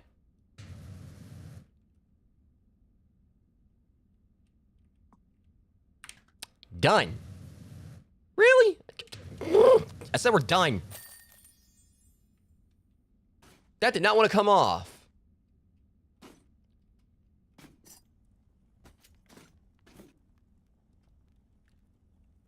I swear, you know, okay, so I'm just gonna go ahead and put a ground rule there. Here, Donkey definitely needs to make sure that, you know, she's gonna, like, you know, she needs to go outside if she's gonna smoke.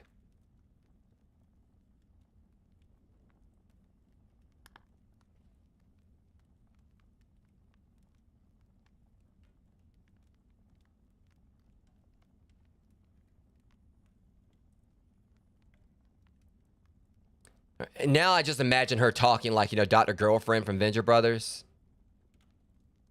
Because for those who don't know the lore behind that, I like Dr. Girlfriend. I mean, for the longest time, not trying to say this to be disrespectful, because literally what I thought was a joke was I thought she actually was a dude. But kind of find out the reason her voice was the way it was because she used to be a chain smoker, if I was right. If I remember correctly. And that's a show I feel like I didn't watch enough of. Like, because what bit I loved of, like, I watched of, like, you know, Venture Bros. I like how they actually did, like, some crossover stuff with, like, Johnny Quest. I remember, like, Race Bannon showing up, like, at one point. All right, Wash a lot. See, I'm not going to do the Shrek voice because I suck at it. Donkey asked me to see you out, as he's still adding up his newfound wealth and doesn't want to lose count. Got a lot of counting to do. Judged by how quickly he's running through those numbers, I say you made him pretty happy, though. So happy and fat, they're paying for our clan to tag along on the around the world trip. Not sure who's less ready for that. Us or the world. Because I have you to thank for that. Although if you think this is going to make me turn over a new, cleaner leaf, think again. Seriously, though, thanks for everything from all of us. Well, let's process this here, Rogues. Here's the problem here. I got ripped off. I was saying before I got ripped off by, like, I was like, okay, well, Farquaad's rich. I got paid $600. So, you know, it's kind of feel like I could have got paid more. And I remember, I think, like, Shrek, where basically didn't pay me a whole lot. Fairy Godmother kind of paid me decently or whatever. You mean to tell me that, you know, Donkey's probably like the richest creature in Far, Far Away, and all I get from this is $400?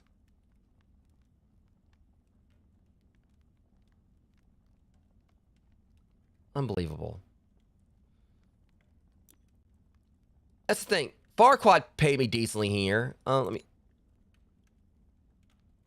Yeah, I mean, that's what gets me about this. The royalty paid me better than they did. And originally I was like, okay, well, $400, we're not really rich or whatever. But then you, like, I clean up all, I was like, wait, that's right. She's loaded.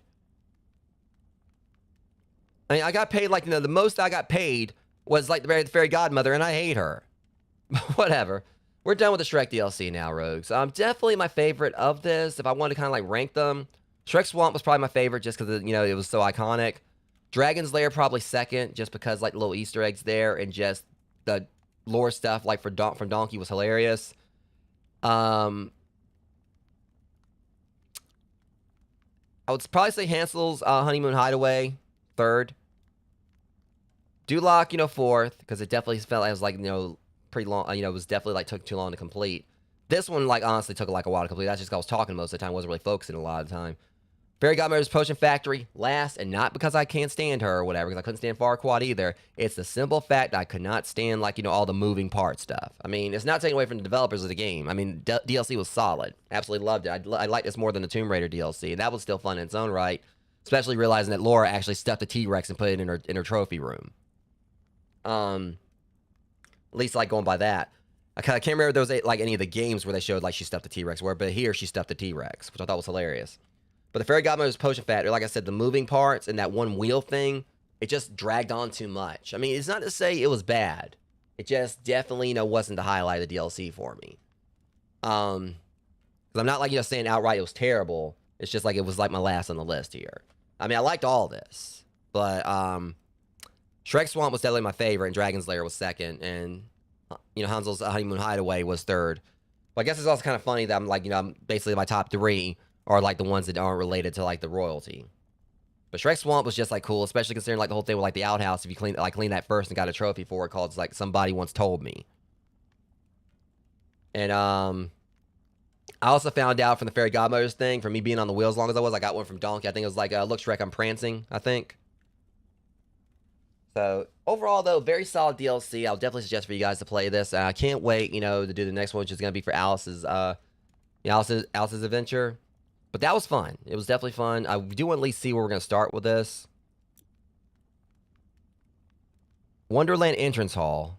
That looks interesting. Just kind of see. Alright.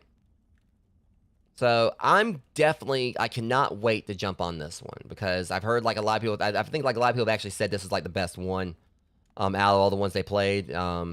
But I haven't really seen too many people talk about the Wallace and Gromit one. But I'm really excited for this one because this actually is the main one I've been wanting to play. Again, like, you know, between, like, you know, all these, like I said, because I was unsure which ones I'm going to do and which one I was going to do. Like I said, in regards to some of them, Warhammer 40,000, like I said, I'm not probably going to play that one just because I'm not versed on Warhammer at all.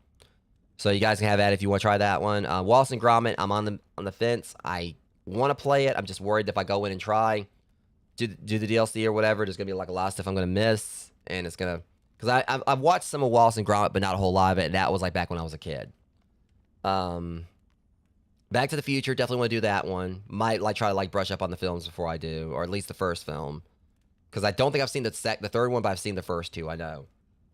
Hopefully there's gonna be, like, some your own grandpa jokes or whatever. SpongeBob one, I'm still on the fence about that, but I kind of want to go and check it out just to see if see how everything looks, you know, in regards to it being, like, more cartoony. And eventually we're going to get around to the Midgar one, fishing that up. Because so far we've only, like, done one thing for that, like, or actually two jobs. I think it was, like, was it one or two jobs? I think we only did, like, one job, which was the Let me see. Yeah, we just did the Hardy Daytona and the Shinra Hauler. So the next one is supposed to be the Scorpion Sentinel for that. And I don't think it's going to really take too long to do it. I know we're going to have to do the 7th Heaven bar and everything. But yeah, we'll get around to all this when we do. But like I said, this is going to be my last stream for this until I come back from my vacation. And not next week, but the week after, we are going to be starting on the Alice's Adventure stuff. And I'm really excited for that. I'm hoping at the very least I can maybe try to do 2 jobs that day. But 1 or 2, we'll see how things go. But anyways, that being said, guys, I'm going to call it here because I'm hoping I can make it up to the pizza place before they close and everything. We're going to try to place an order and hope it's not too late because I can't remember what time Domino's closes or when they stop delivering. But that being said, if you guys enjoyed the stream, and God knows I did, thank you guys so much for, all, the talks. Talks about just a bunch of random stuff, the donations towards my vacation. This was absolutely fun stream. I consider one of the best ones I've had. Just from the interaction with you guys, just chatting it up and just having fun. Just having conversations and just connecting. But anyways, if you guys enjoyed the stream, be sure to like, comment, and share if you haven't. And if you haven't, if you are subscribe to the channel. I also appreciate that since we are coming up on 1,000 subscribers here. And also feel free to join the Discord server. Also, sorry if I kind of seemed like I was a little bit tired right there. Just not really as upbeat about my outro as I normally am. Outside being a little bit tired, I guess it's just I'm kind of still just a little flabbergasted, just how awesome this stream kind of went. So yeah, because normally I've struggled a lot with the Powerwash Simulator stuff, but this one I was I'm just gonna go in, just talk, just bring up random stuff, and yeah, my throat's a bit dry. But anyways, yeah, next stream is gonna be tomorrow, Rogues. I got another horror title I'm actually gonna be revisiting for some DLC for it. To go ahead and kind of say what it is, Pools. The developers of that actually put out a DLC for it recently, a Chad Zero DLC. I'm gonna be checking that out tomorrow, so look forward to that. But anyways, till the next one, Rogues, much love. Thank you guys for coming out and hanging out with me. I'll see you guys in the next stream. Thank you for watching.